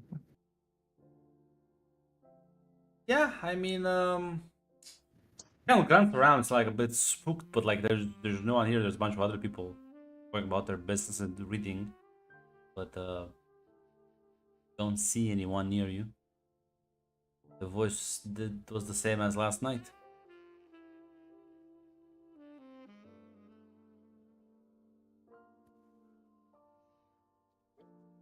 So it's not at this point he will.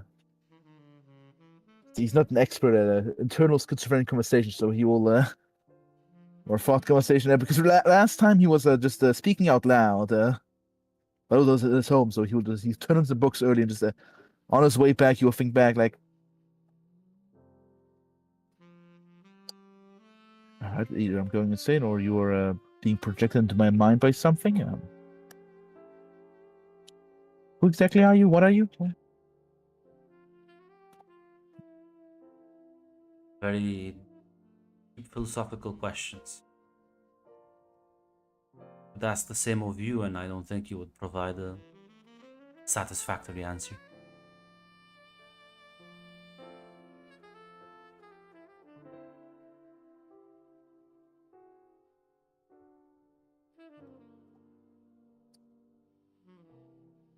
All right then. Perhaps then, how about you guide me through how to open up my soul? Because sadly, it's not much into reading fantasy. You are a skeptic. You must converse with one who truly believes.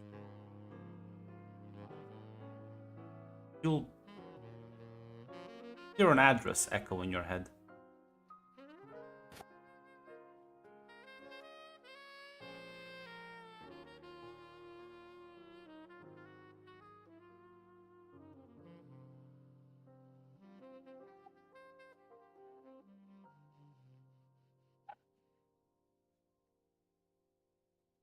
First off, you will quickly write down. Actually, you head home, write down that address at home on a note, and because that's a lot more direct. Certainly, that's this now. Is not that's a lot more direct. That's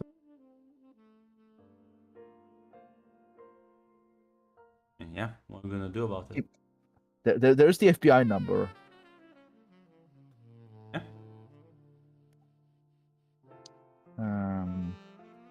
He might actually contact that number. Yeah. I'll actually pick up. Mr. Ross will say, this is Ross speaking. Hello, Mr. Ross.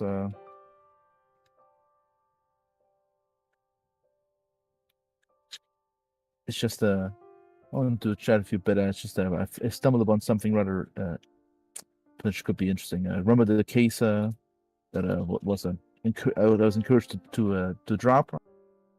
Yeah.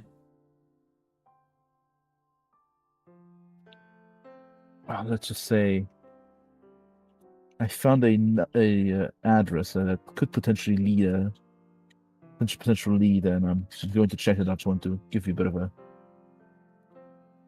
I thought you weren't gonna investigate anymore.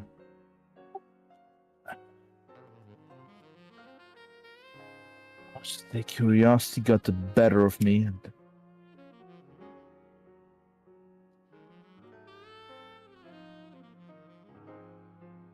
But then, how did you? You have to be a bit more specific.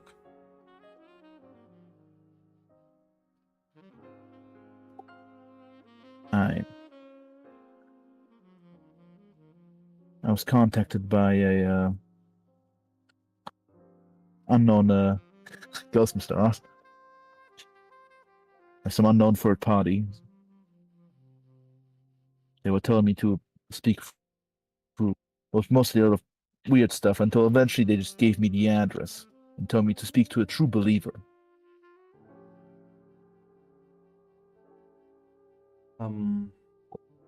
This third party, how did they contact you?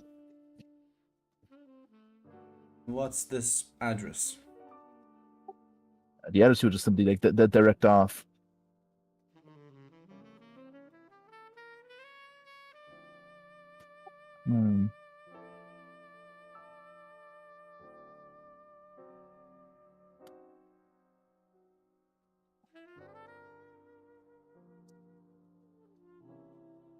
But listen, the contact he will for now.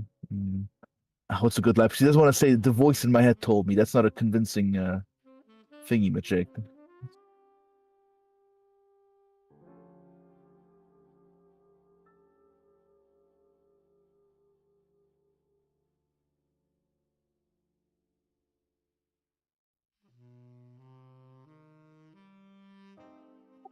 Simply slipped the.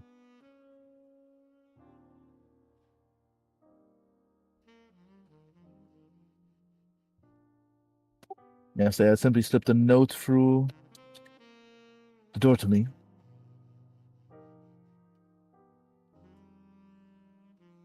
It was a pretty weird and confusing.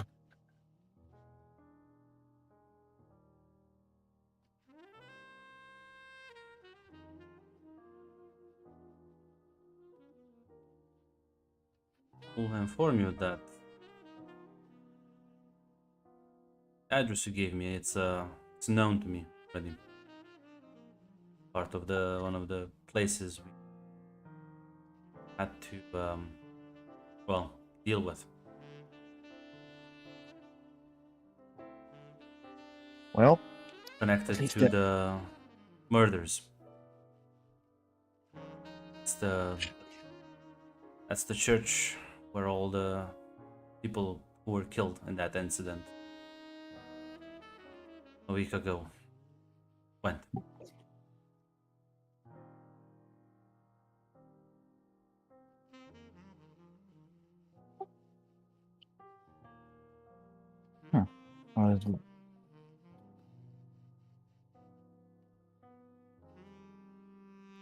That's certainly most interesting.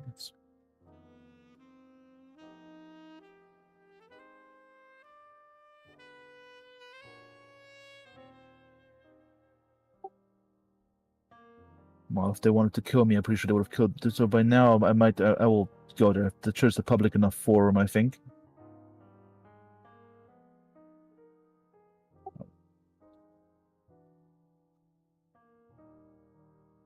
I would be very careful.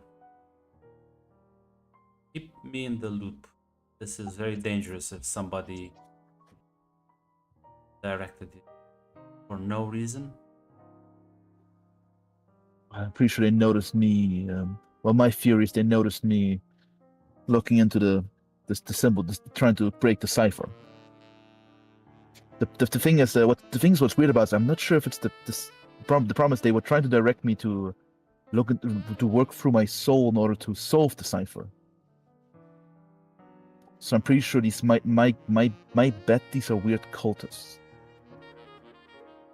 How were they trying to direct you to work through your soul? No way. They just told me to do it, just to not think with my mind. They told you.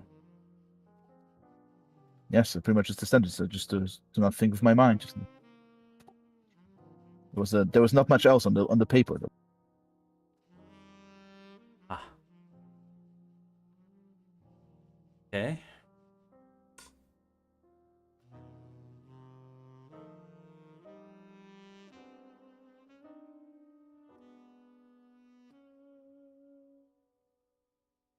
Again, I would urge caution. You're a free man, Mr. Bright.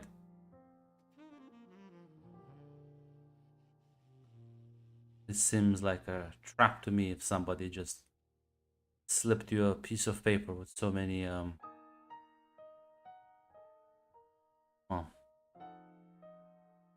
vague yet oddly specific indications.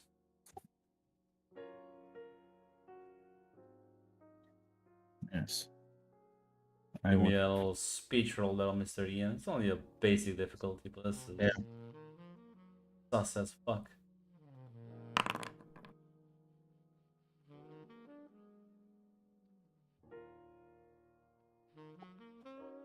You Even should just respond that well, looking from the previous cases, these were the same people. They've proven they have the capability to perform it silently. If they wanted to have me gone, they would have easily broken my door silently without anyone noticing, and I'm pretty sure and just skipped out on the mutilation. Again, remember that expert in my office collapsed in front of me. If they wanted to poison me, they would have already. If you need, feel like your life is in danger, feel free to reach out to me. Join a witness protection program here in New York. Move you around a bit. Hopefully make your pursuers work a bit harder. Of course.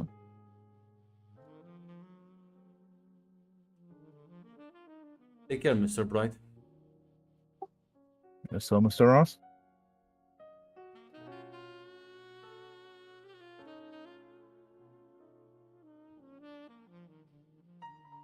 He didn't want to blow mind with his fear. The Cuban Project Havana fucking mind race.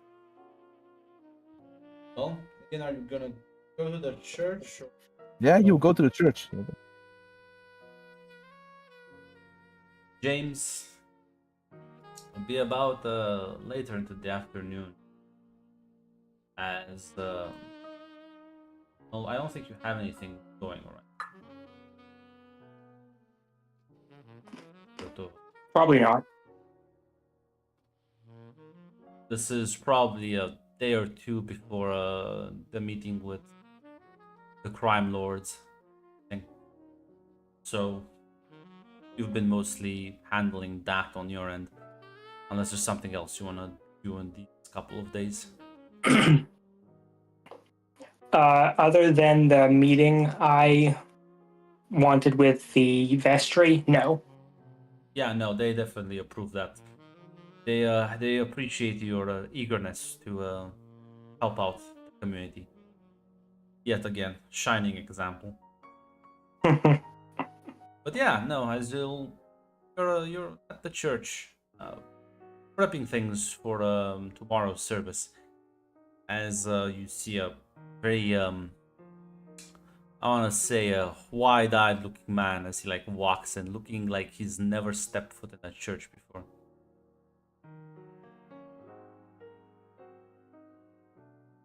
Hello, Mr.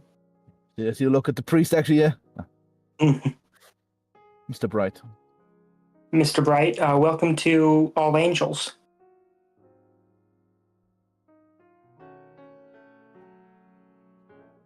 Don't pay too much attention to me. I'm just merely waiting for a friend.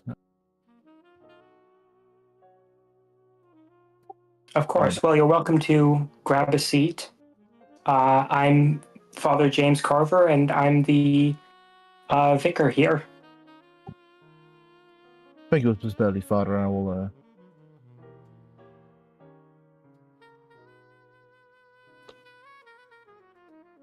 As he will awkwardly just try to grab a seat and wait. I suppose to look at the clock and. So anyone or something happens. So. Yeah, the time goes by and nobody approaches you. Nothing happens to you. He seems pretty nervous to me. Yeah. Yeah, he's like he's antsy. He's like looking around, like clearly waiting for something or someone. Kind of weird, I'll be honest. Especially James, that you've had some of the like. Yeah, there's a sense of deja vu for you. Like, Oh, great! This person's hearing voices and is about to start killing people. well, That kind of deja James, vu. while Alexandra was much more sort of in control of her madness, Sean had a very similar look about him. I won't lie to you. You seem anxious about something, Mr. Bright.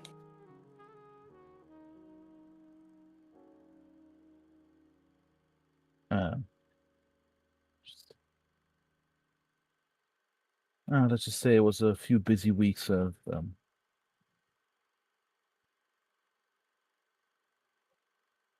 at work, some private matters. I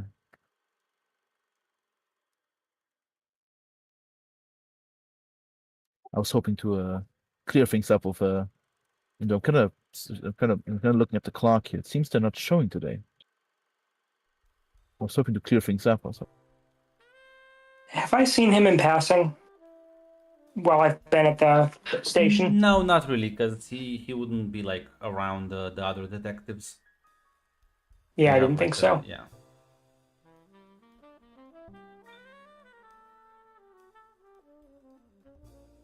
You said you were waiting for a friend. Recent acquaintance, let's say. Someone who can help you with a personal project of mine.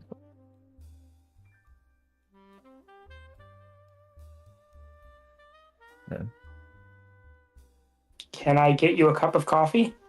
Sure. As he would actually try, as he would try to roll, can I roll detect on Ross to see if like if the father's been looking at him weirdly? Roll detect on Ross. Sorry. Gonna say what the Well, fuck do you mean like looking at you weirdly? No, you can't. What? Okay, never mind then. Well, I'm sitting in my apartment. It's nighttime. I'm smirking slightly.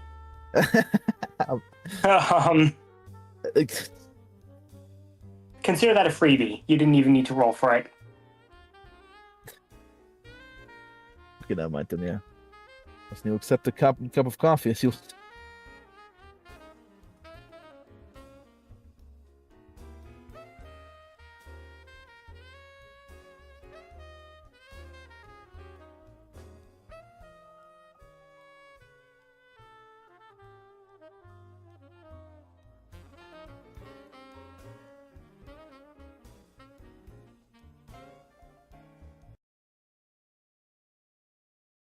I continue watching him while I'm setting up, and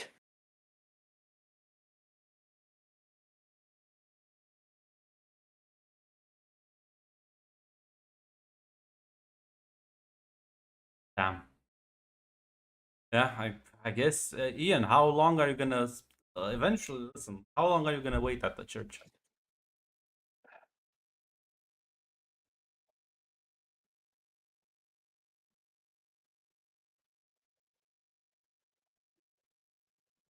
He's I'm gonna say give it a 3 hours. 3 hours definitely. Because after that long time, it's like. Seems it's he is waiting here.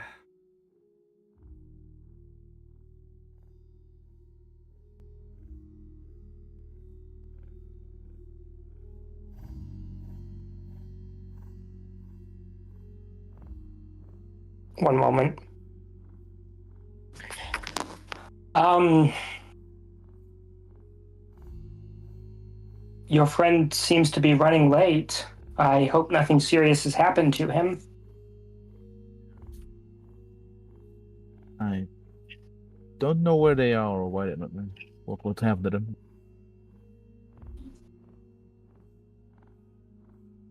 Is there anything I can do to help you?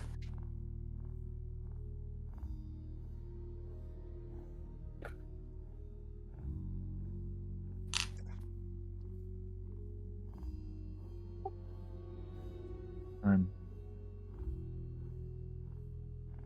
not very sure, Father, as unless you have a particular experience with sleep paralysis demons, I don't think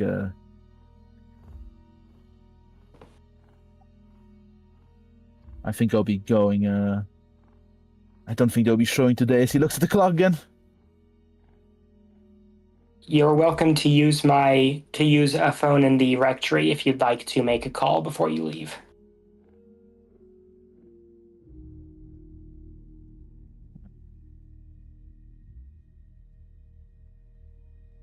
No, there's no need. I'll be heading home. Thanks for the. I appreciate the offer, though.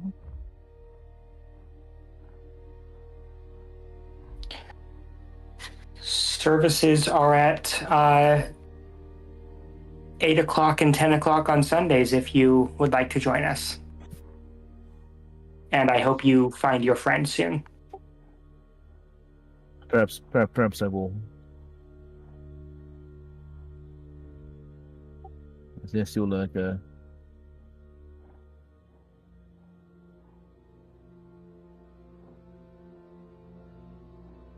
After 3 hours, I guess you just head home. Yeah, listen. Listen, he might talk to the father James later again, but it's certain. But Roman, he doesn't want to like to tell him about the voices in his head. But he isn't sure if he was supposed. He was expecting to meet someone physical. Yeah, for now he'll head home. Yeah, because after 3 hours, like.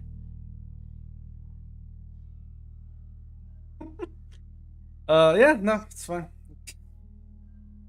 Well,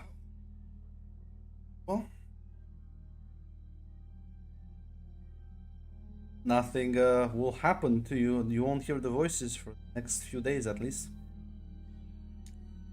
Fine then. Meanwhile, James Taylor, I believe it's time for you to have a meeting at the Belmont. Hopefully, settle down some feuds.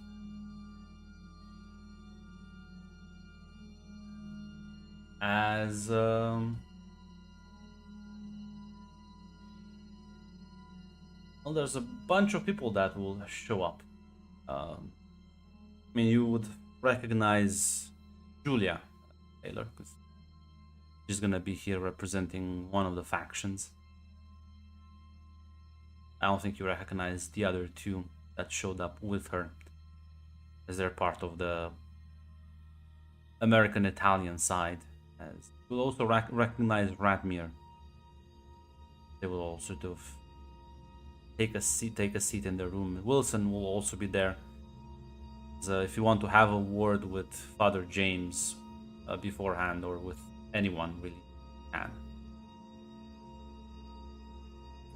I will have arrived separately to Taylor because I'm Absolutely.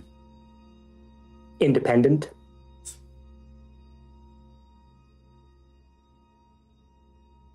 I'm just asking if anyone wants to have any private conversations before the meeting starts. You said that Wilson wanted to talk to me.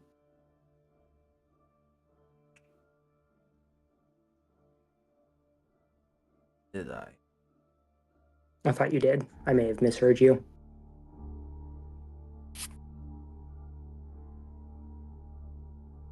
I don't know. I don't remember. I don't. I must have misheard you. Taylor, is there anyone you want to talk to before the meeting? Uh, Not really, because like he would have, when he told James about this in the first place, he would have told James to, uh, stay calm during the meeting. Don't make any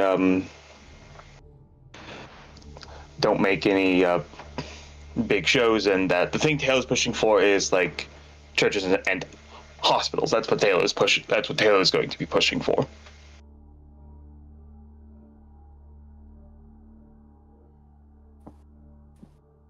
Yeah, as James, you'll arrive as you'll see a bunch of people in the room. You will recognize Radmir, but the rest, I think, are unknown to you. Offhand, how much do I specifically know about Taylor's family connections? That'll be up to Taylor. Absolutely nothing. Okay. I kind of didn't think I did. Yeah, no, yeah, Taylor. If unless you're a person, Taylor absolutely has to tell. He's not divulging that. I might have certain suspicions if I know your wife is a Sicilian, but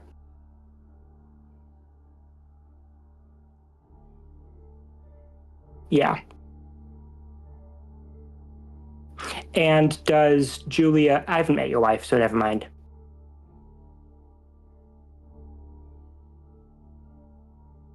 Okay. Yeah. So, as take a seat, Olsen will start saying, thank you everyone for gathering here today. We are all aware of the subject being discussed. Father James here has provided what I think is courageous and hopeful initiative. Father, I would like for you to speak for yourself on this matter. They know about what you want, but there are some curiosities as what pushed you towards this, and why do you think they should trust you and, well, implicitly your own people?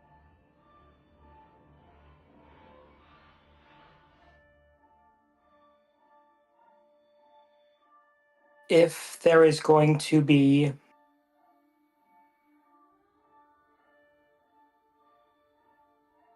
suffering and violence in our community, there are going to be people who will need help, will need care, and we can provide a place where people from both sides can receive that without getting the authorities involved when that would be inconvenient.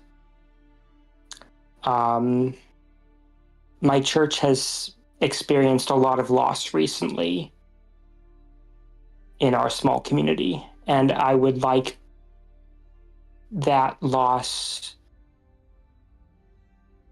I would like what we've learned from our loss to lead us to a place where others don't have to suffer as we have suffered. And we have the capacity to host this kind of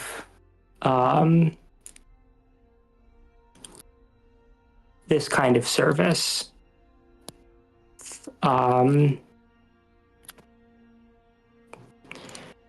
We are not connected as a congregation to either the Russian expatriate community or the Italian American community or Italian immigrant community. We have no particular skin in the game other than a desire to love mercy and do justice.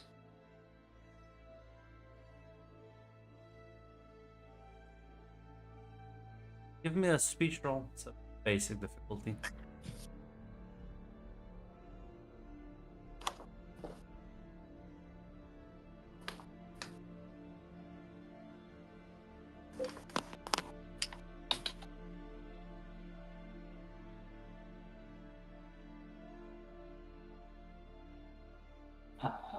Speech.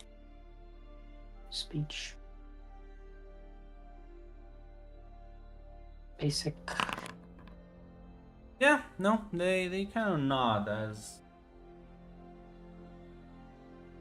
It'll be actually Radmir who speaks up. Says, I, for one, applaud your approach, and I see no issue. You're willing to, if the others are willing to accept, I will inform my people. Give me a list of locations, and none of them will be touched by the Bratva.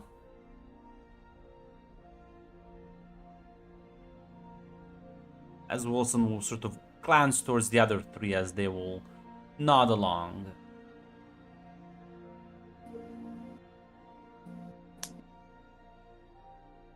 As well, this wasn't a very long meeting, but the tension in the room has sort of eased, and it's very palpable. Wilson will say, "Wonderful.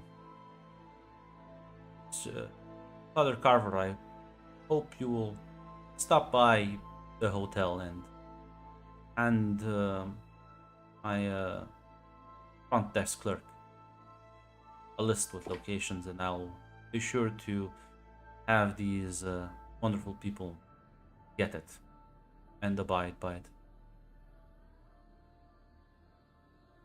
Of course. Are excused. As he also will glance towards you, Taylor, that the sense that you should also take.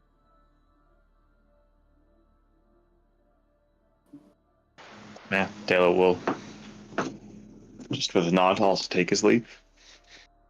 Because, yeah, last thing, Taylor, you can give me an awareness roll, I suppose. An awareness roll. Alrighty. Yeah, listen. He, as you're walking out, he does pull out the old wooden box, and as he opens up, you see some weird little, some ceremonial discs inside. As you'll close the door behind you and not see what actually happens inside, but you can assume that's some stone business, some criminal things. But weird, but yeah. Listen, Taylor's been a police officer in New York for a couple decades. Criminal organizations, if they last long enough, tend to develop weird idiosyncrasies. This doesn't seem like anything. Nothing. That doesn't seem like anything that abnormal. Yeah. We'll be able to depart the hotel. As James, you can leave a list. I just need to tell me what do you include in that list other than your type of churches. Because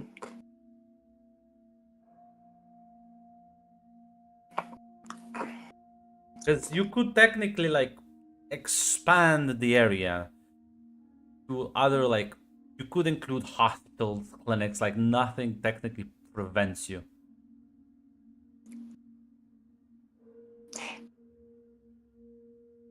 Can I have reached out to other community partners to determine how friendly they would be to hosting that kind of truce area? Well, I mean, guys, do you agree to not put your location on a list of things that will not be hit by criminals? I think that's a very easy argument to make to a lot of people. So probably many of the local churches, hospitals, and clinics. I'd also like to put the schools on there. Yeah.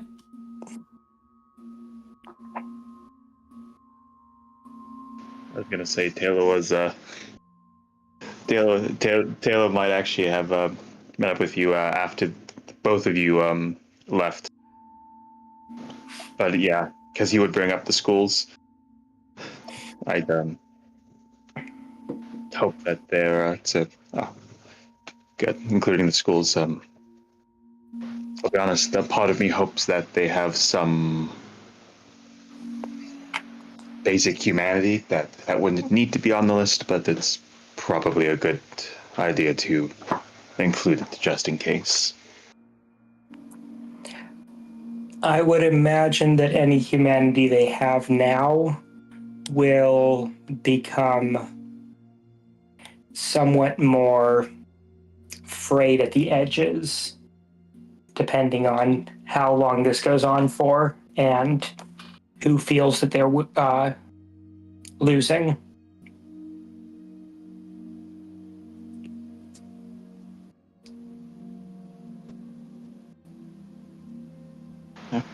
They will just nod at that.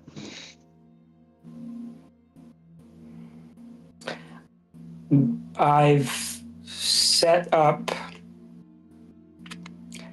a fairly advanced clinic in my church basement for Adam.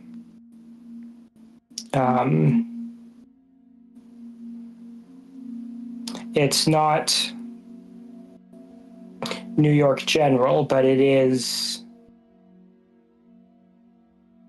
well, I think we're probably able to dig bullets out of people if we need to. Taylor will say, if I find anyone that has injuries they don't want to explain, or injuries better left unexplained, I'll make sure to send them his way. I'm hoping that we can get enough people from both sides in our basement to prevent either side from viewing us as a juicy target.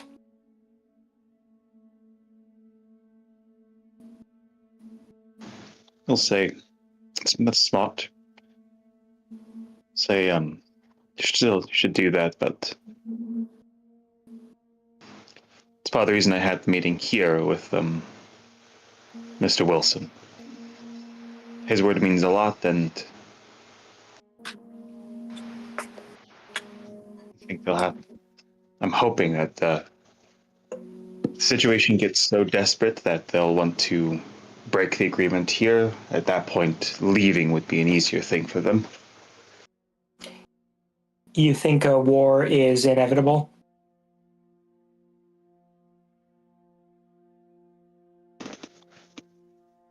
He'll tell you, as he'll say, the Russians put a deal on the table. I couldn't accept it. I'd be sacrificing people in other cities.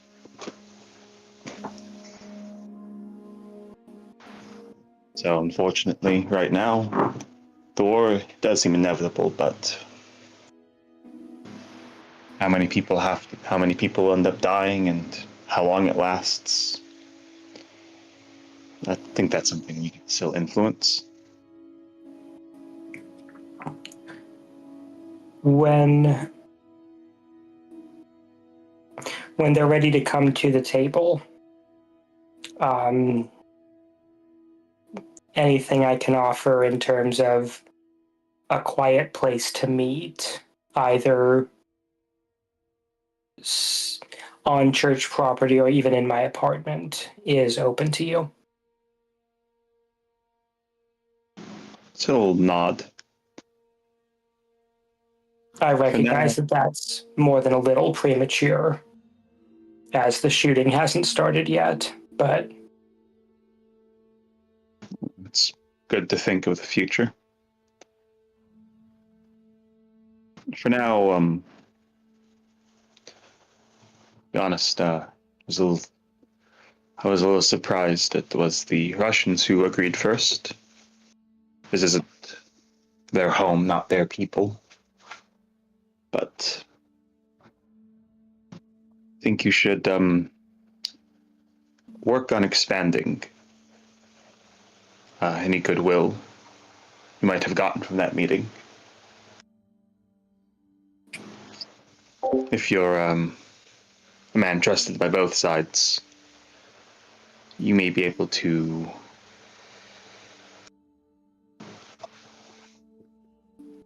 shepherd them to a compromise when they're ready for it. do you have any suggestions? People to reach out to? Heartstrings to pull?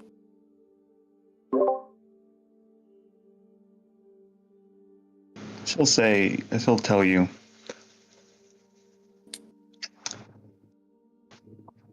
One I think you should help right now actually is Adam. He's not happy with how our other mutual friend has how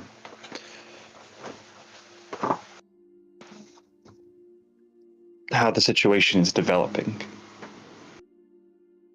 He views all this. He's a doctor. Imagine how he takes it when he's being told that the war is inevitable and in his opinion, things aren't being done that could stop it. So right now, I wouldn't call it the crisis he's having, but he's very underneath his calm demeanor. He's angry right now. Make sure he doesn't be there to help him, and make sure he doesn't do anything potentially Stupid. stupid. Rather So more diplomatic.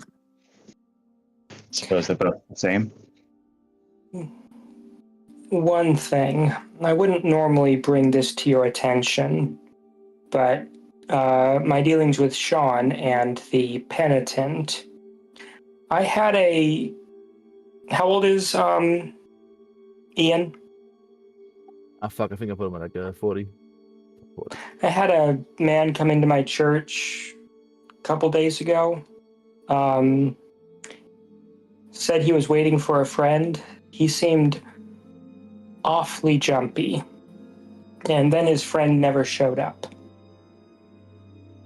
I think he might be another person that has been reached out to. I hope not, but that's what I'm afraid of. Does man have a name, description? I could arrange for him to be observed, just in case. Said his last name was Light or Bright. And I give a basic description. Taylor will just pause that and say, I think I'll have to have I think I might need to have a word with the coroner. I think, I told some other people that, he might be stumbling onto things. He has a certain, obsessive quality to his work. So he's one of yours? Yes, which is why I'll be talking with him. I think it's, I don't think there's any, I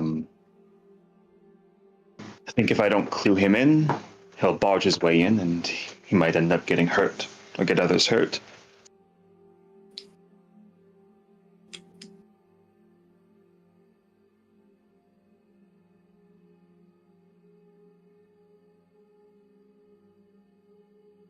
Well, that sounds like it may be an embarrassing conversation with him for him, but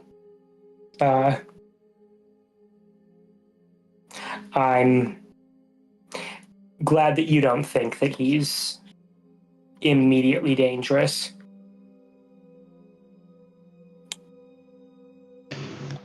So Taylor will say, "No, it's I don't think he's."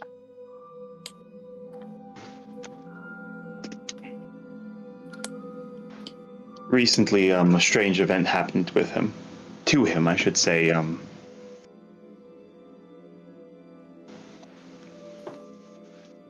I think that might explain his jumpiness you observed. He might believe, and he might very well be correct in assuming his life is in danger.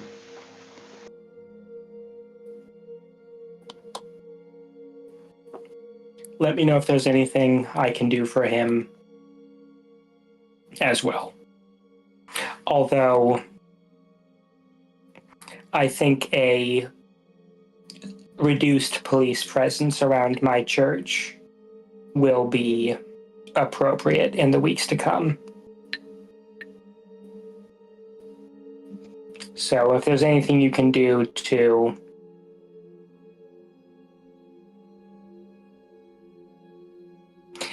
make your officers aware that lives depend on the perception of my church's safety and neutrality and anonymity, I would appreciate that.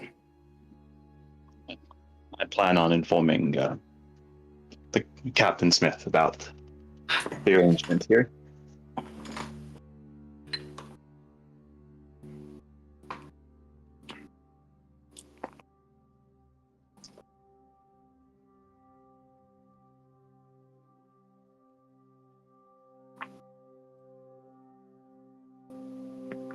Good luck, Detective.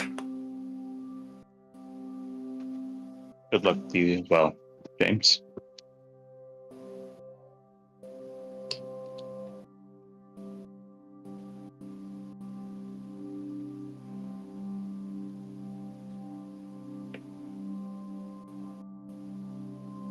Well, Taylor, are you gonna like reach out to Ian and talk to him?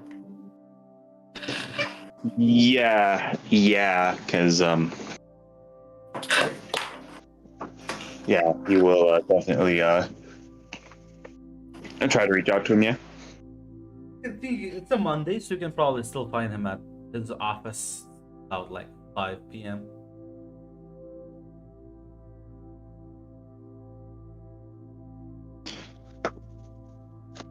Mr. Bright. I'm sorry. You're busy right now.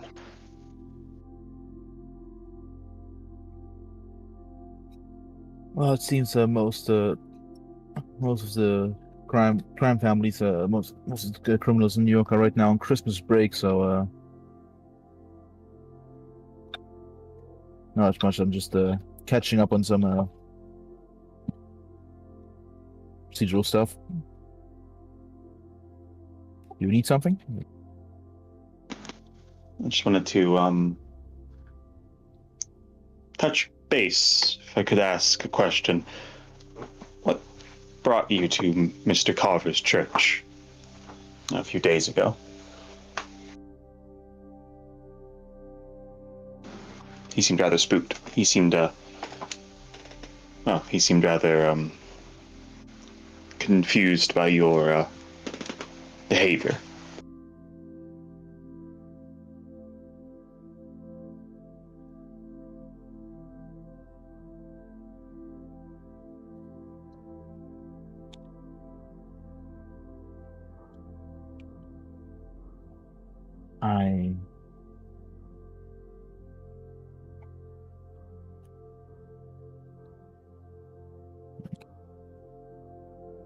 But actually, I think the station's still pretty empty. But the station's still pretty empty. Actually, never mind. So there's I think there's quiet enough. Plus, it's off. Nobody lives here besides Ian in his office.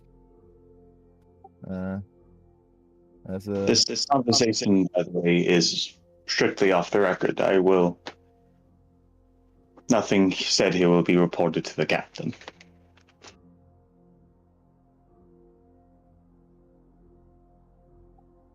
well, you remember.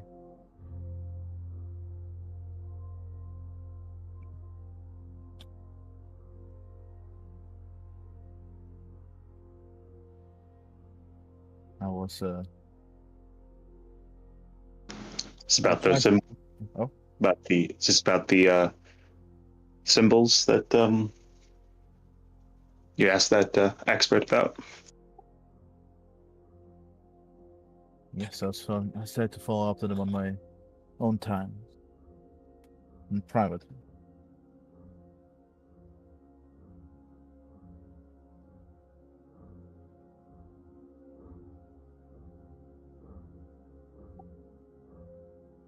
And I received a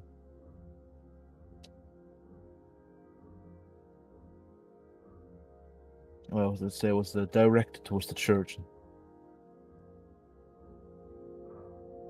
Directed by what? I have So there's a very specific thing on that. He's not asking who, like a person. He's asking like what. as actually, seeing that as this is a clear indication that there's something more to this, listeners. I think if I found somewhat a bit more of a kindred spirit. I gotta be honest, Mr. E. Genuinely no idea. Seems you know a bit more. Were you the one who directed me? Was it one of your people?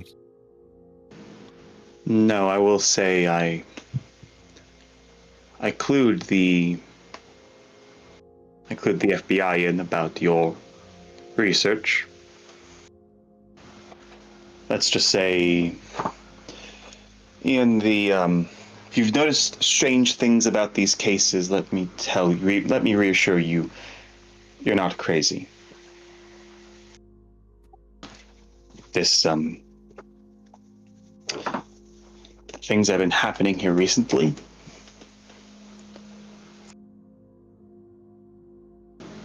are beyond the normal. I see his face kind of like actually almost weirdly relaxes after hearing that. I'm going to ask you, have you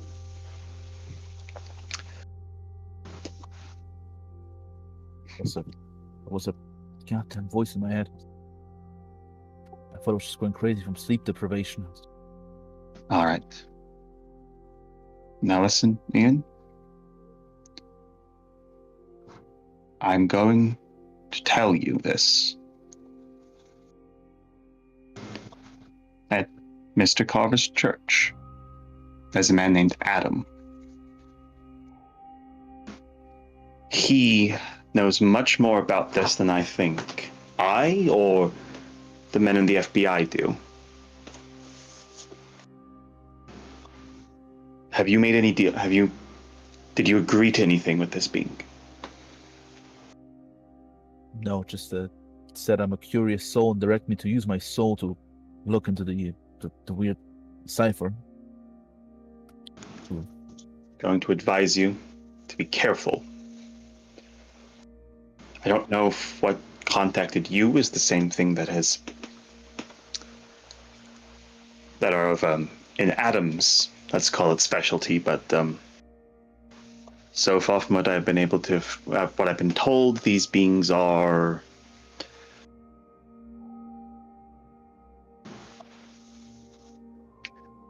they vary in personalities, but they have a struggle to properly understand us, which is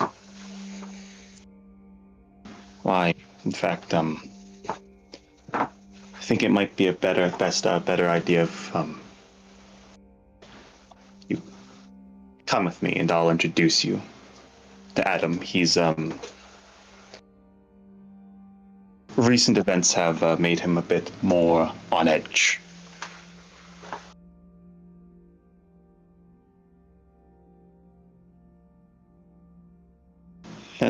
He'll just say, then, if Ian wants to come, Yeah. Taylor will head down to Carver's Church to, As actually Ian will remark, actually, to head down.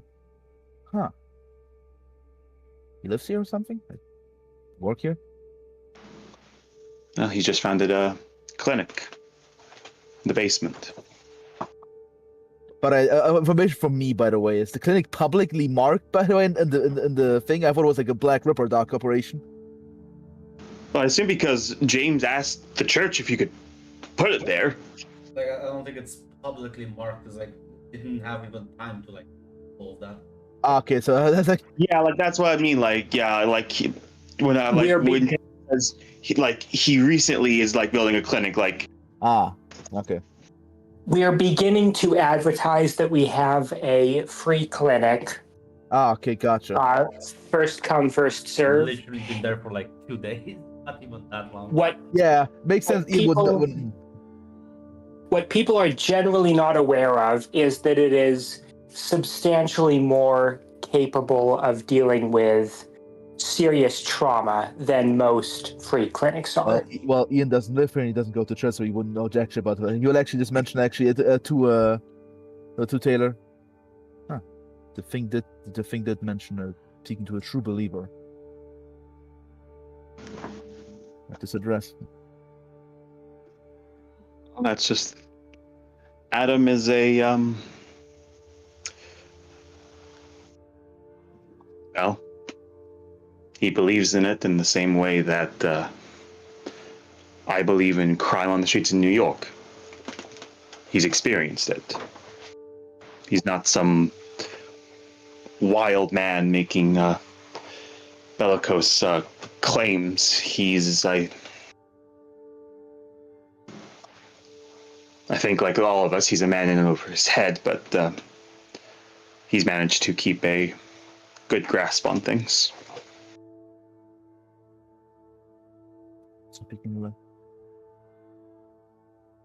Actually, I hope this should be a rather enlightening conversation.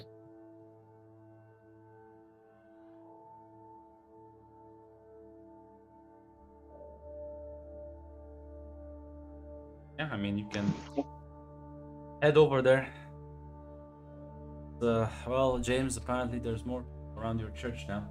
2 more. The cops are back. They've multiplied. Mitosis. Secrecy is gone with this son. Not secrecy, rather lack of attention, lack of police presence, as you put. You will see. I mean, the fighting hasn't started yet. It's not. Yeah. Not quite an issue yet. It's Christmas break. It's past New Year's, Mac. Wow. You'll bring him at the church. As James, you've been like helping out Adam last 2 days, start like clearing out the space and like slowly prep it for business. As you'll see the 2 of them walk in. This isn't quite what I meant when I suggested a reduced police presence, Detective. I say that with a slight smile. I'm clearly gently teasing you. As Taylor will just say,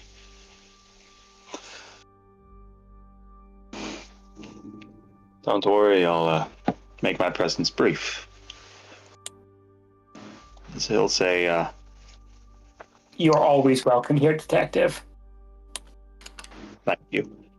So I'll actually say, perhaps though, so he'll say to Adam,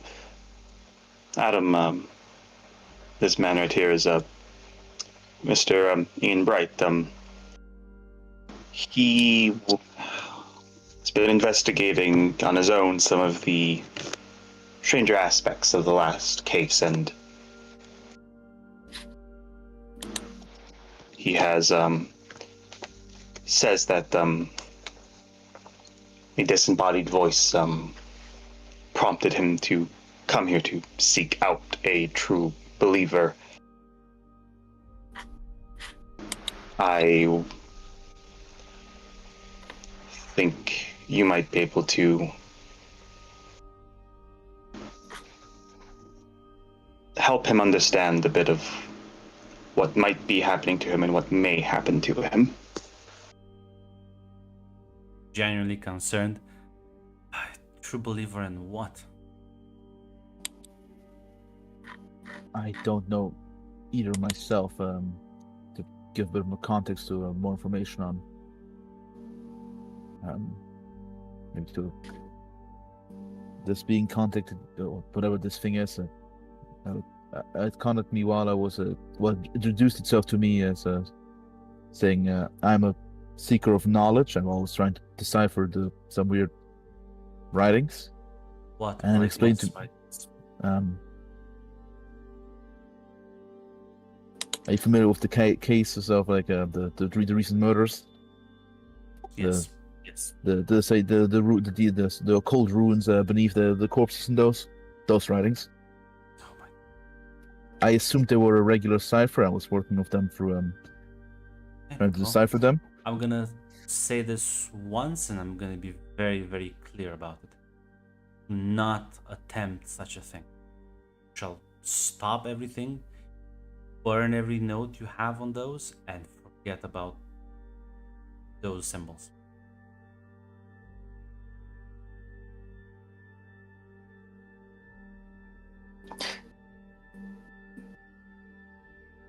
Is it Mr. Bright or Dr. Bright? Oh, not.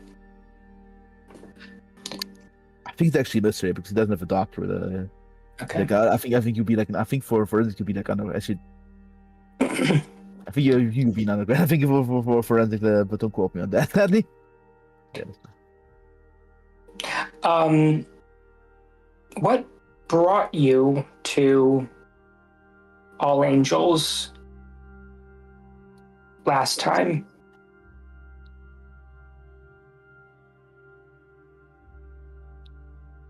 Well, I said, it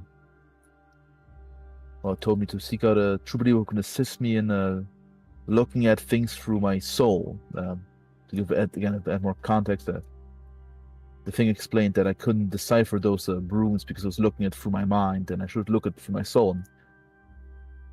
And then eventually, and I asked her like, what does that mean exactly? And then it just conveyed the address and then mentioned to speak with a true believer. These are almost and who told you to reach out?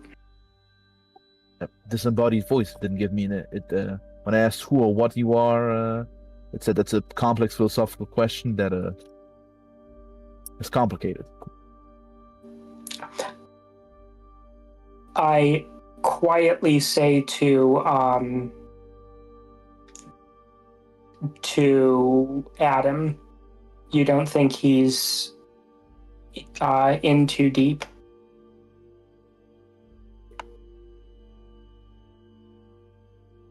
Sort of like, yeah, you can see Adam like a bit spooked about this. He's very on edge. Say he'll respond back.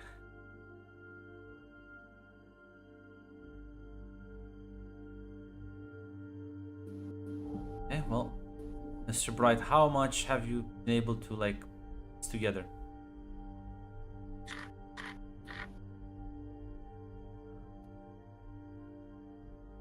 Gotta be honest, that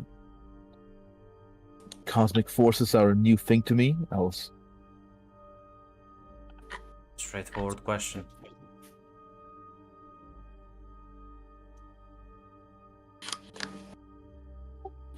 Right now, so only working on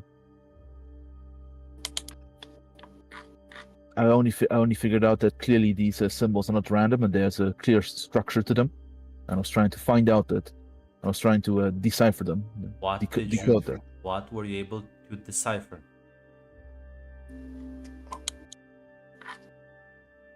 Only the basic structural similarity between the letters. You're gonna follow my advice. Like I said, you're gonna burn everything. Never gonna look into those symbols again. Should be fine. If you hear more voices telling you things, you know where to find me.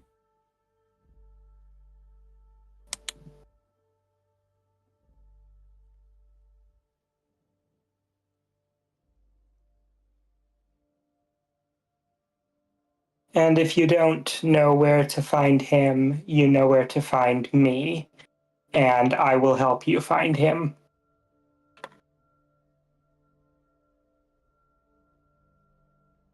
I do have a question. How do you know about these things? From personal experience? He just glances at you, Taylor, with an incredulous look. How much did you tell him?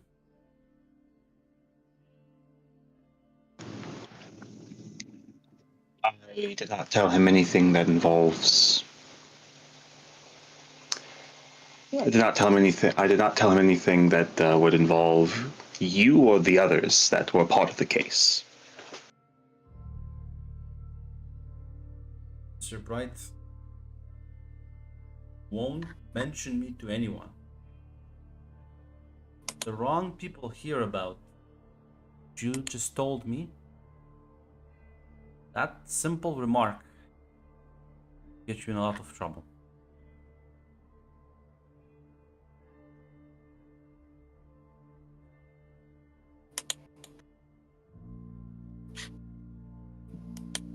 But I am familiar with the voices.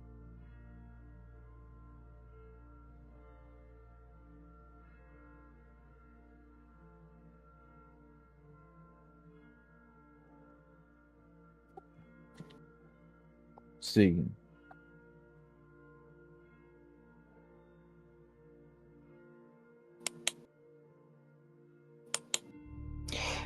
Mr. Bright, have you seen things on the job that you wish you hadn't seen?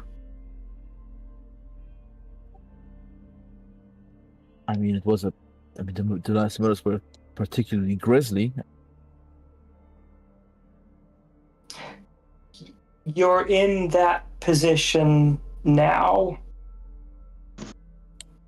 They were pretty unexplainable, especially I think the warehouse, the corpses they were defied Well, I don't just mean that. I mean, you've worked with dead bodies. You've probably seen some pretty unpleasant injuries. That's what you refer to? No, again, nothing. I mean, I was scientifically curious about how exactly I was more curious about how exactly the murders were performed, but no, it's nothing that I never seen before, but in principle.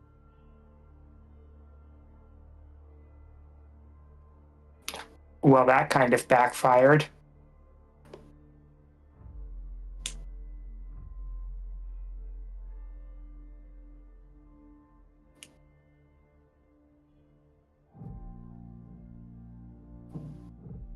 So anyway, to remark also like, also I just want to speak first. No, go on, because Taylor's going to move on to a different subject. Yeah. So for future investigation, when these things happen again, we just ignore them and throw up our hands, or like. No. And we are, like I said, we are all. Some of us know more than others, but we're all in over our heads on this. And the people we can trust are falteringly little. If you encounter anything strange, you can bring it to me. You can bring it to Mr. Culver. You can bring it to Adam. I'll say this to you, Ian, because you are working more directly with them than I am. The FBI is aware of some of the stranger aspects of this case. How far they know, I can't say, but be careful what information you give to them as well. I think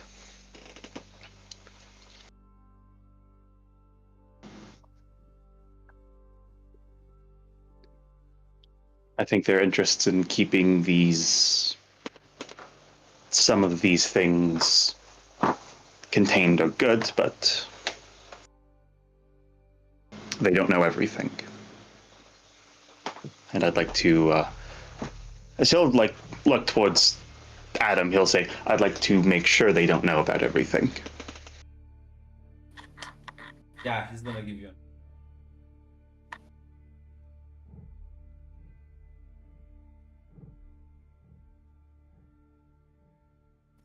He's not the most pleased with this, but he will reluctantly kind of nod, seeing as a. Taylor will actually kind of say that. He'll say, we're still, Ian, this is a unique form of investigation we're doing. I won't, be honest.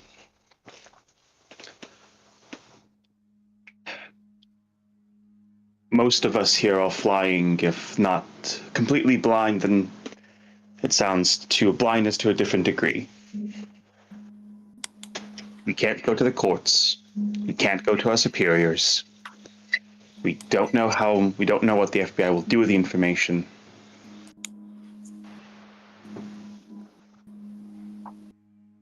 But we will have to share the information we find with each other. We'll have to stay calm, even in the face of beings we don't understand.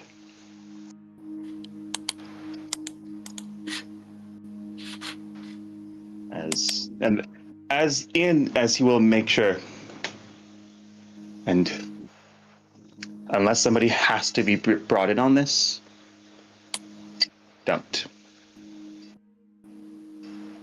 That expert you brought in, that wasn't the first person who died because they got involved in this when they didn't have to be. Anyone who's brought in on this, anyone who becomes aware of this, their lives are in danger. Talk to us before you try to bring in any experts.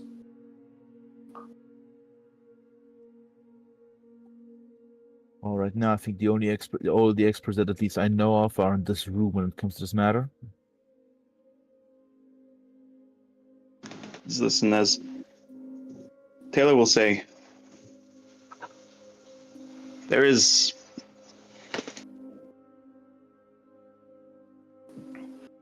Taylor will just say,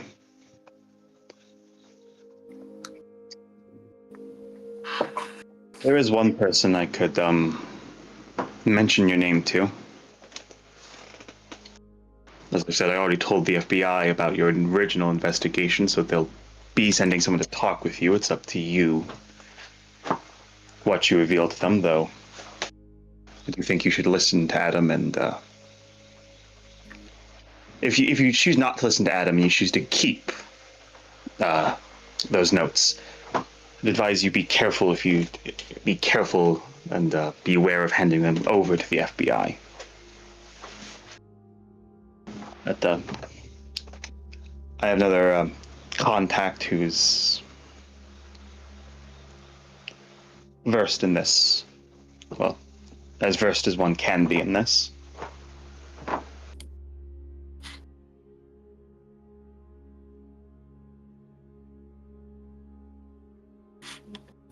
I'll say this: if I bring his name, if I bring you to him, and he decides to contact you, that is well and truly you're involved in this, and there is no backing out.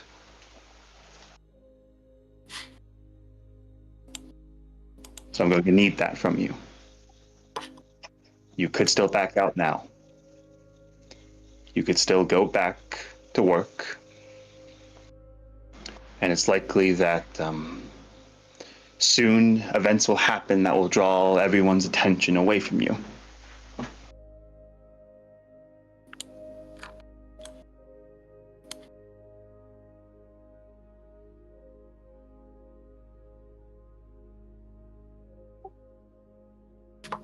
Ian will just readjust himself. I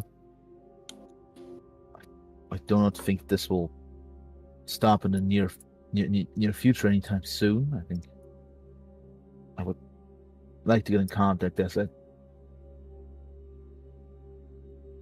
not sure how common or if this if things like this always happen. Just that they were never recorded because of bad bookkeeping, but with civilizational advancements up.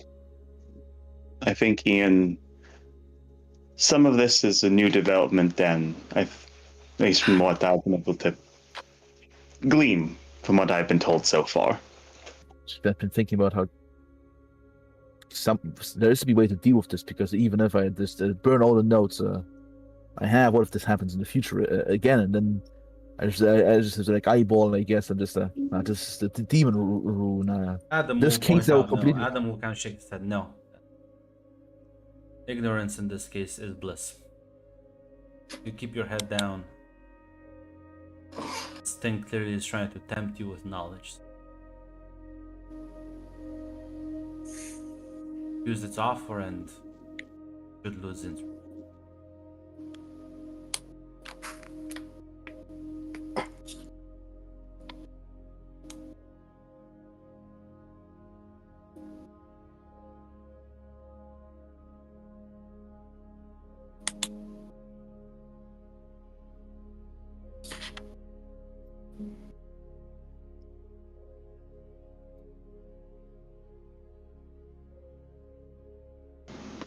Sensing, like, at this point, I think, like, Taylor sensing what can be said has been said. Taylor, I think, will say,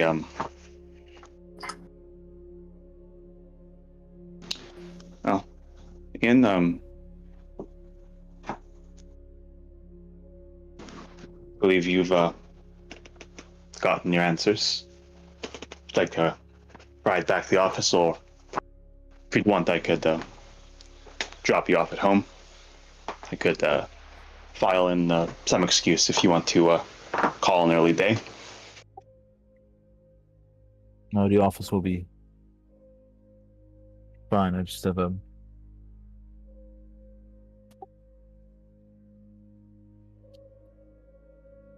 I still have some work left to do.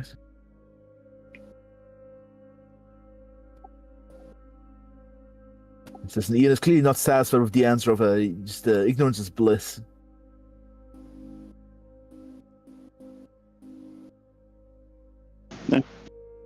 Listen, Taylor will say his goodbyes to Adam and James. And drive him back. Yeah. On the way there, Taylor will say it again.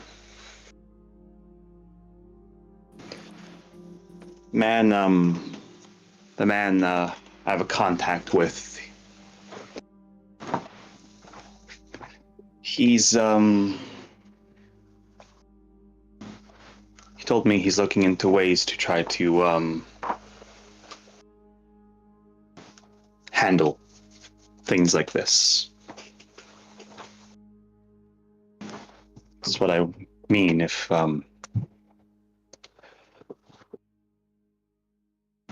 you don't want to go back to just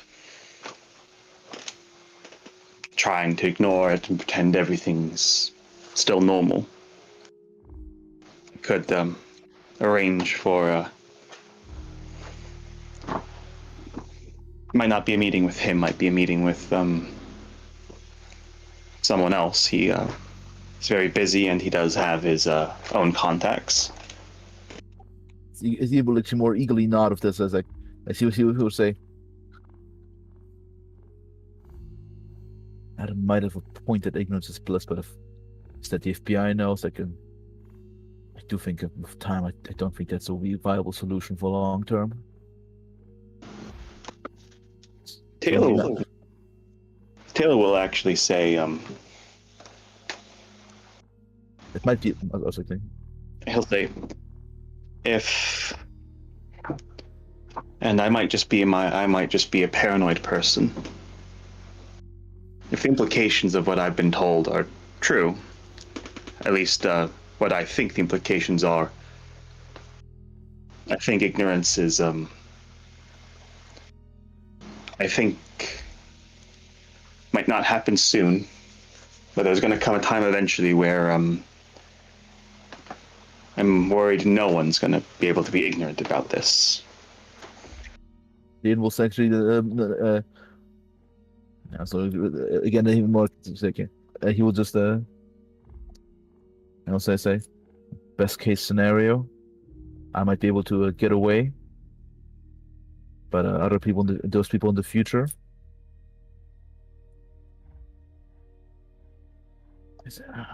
I may have been jailed by a bunch of bureaucratic bullshit back under especially under the tenure of Captain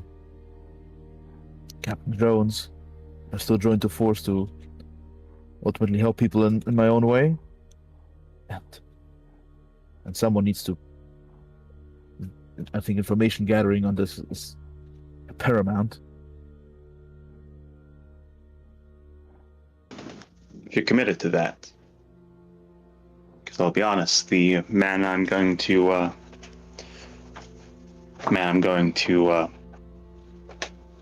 mention you to, he does. I'm not gonna lie, he wants to make a better world. I'm not gonna lie, he is of the school of omelets required broken eggs. And justify the means? Yes. I'm helping him on a more mundane side. With let's call it politics in New York, but if your drive and your interests, maybe can't say anything, maybe you'll be able to help him in a different way. Sounds like if you're a smart man who wants to look into these things, I'm not sure exactly how common that is, and he might be able to direct you in a way that's more productive than just scrambling in the dark. Definitely so. Even if a scientist gets hit by one of these cosmic forces entities, I doubt most are willing to peer review their works based on schizophrenic voices.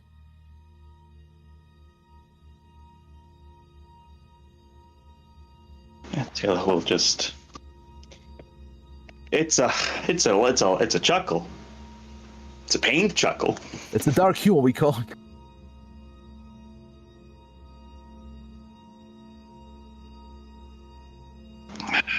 Yes.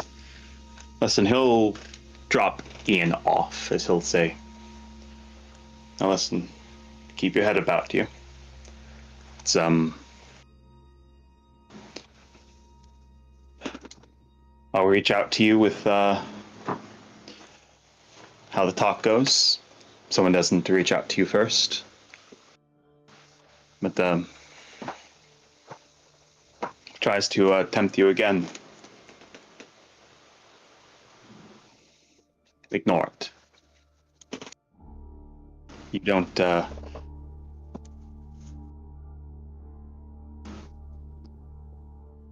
think we'll be able to find the information on our own.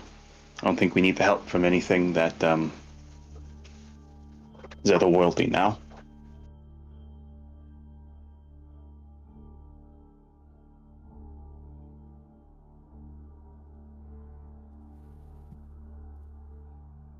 That thing wasn't too helpful to begin with. Though it did point me towards the church, and I assume Adam, because I don't think they have to, or maybe I just missed the sign that actually did. I don't know. I'm gonna be honest. I don't pretend to understand these things like other people do. I'll leave that to you and whatever handful of scientists end up making the research papers.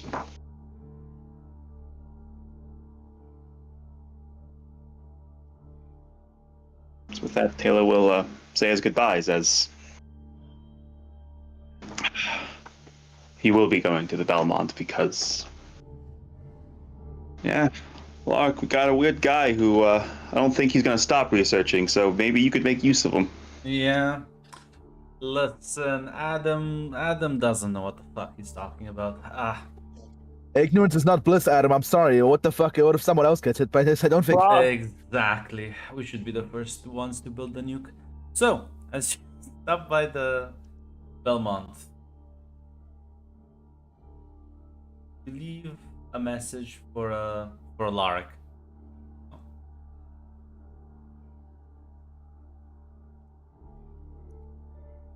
Listen, what if Ian thinks Oppenheimer was a cuck and like Truman was the Chad? So what if the Russians? I agree. What if the Russians built the nuke first? Hey, sorry, my iPad, my Android pad died, so I had to switch my phone. So yeah, you arrive at the Belmont. You leave a message for Alaric. Do you inform him about sort of Ian's problems? Yes, Ian's problems, the direction of his research. Yeah. No. And on that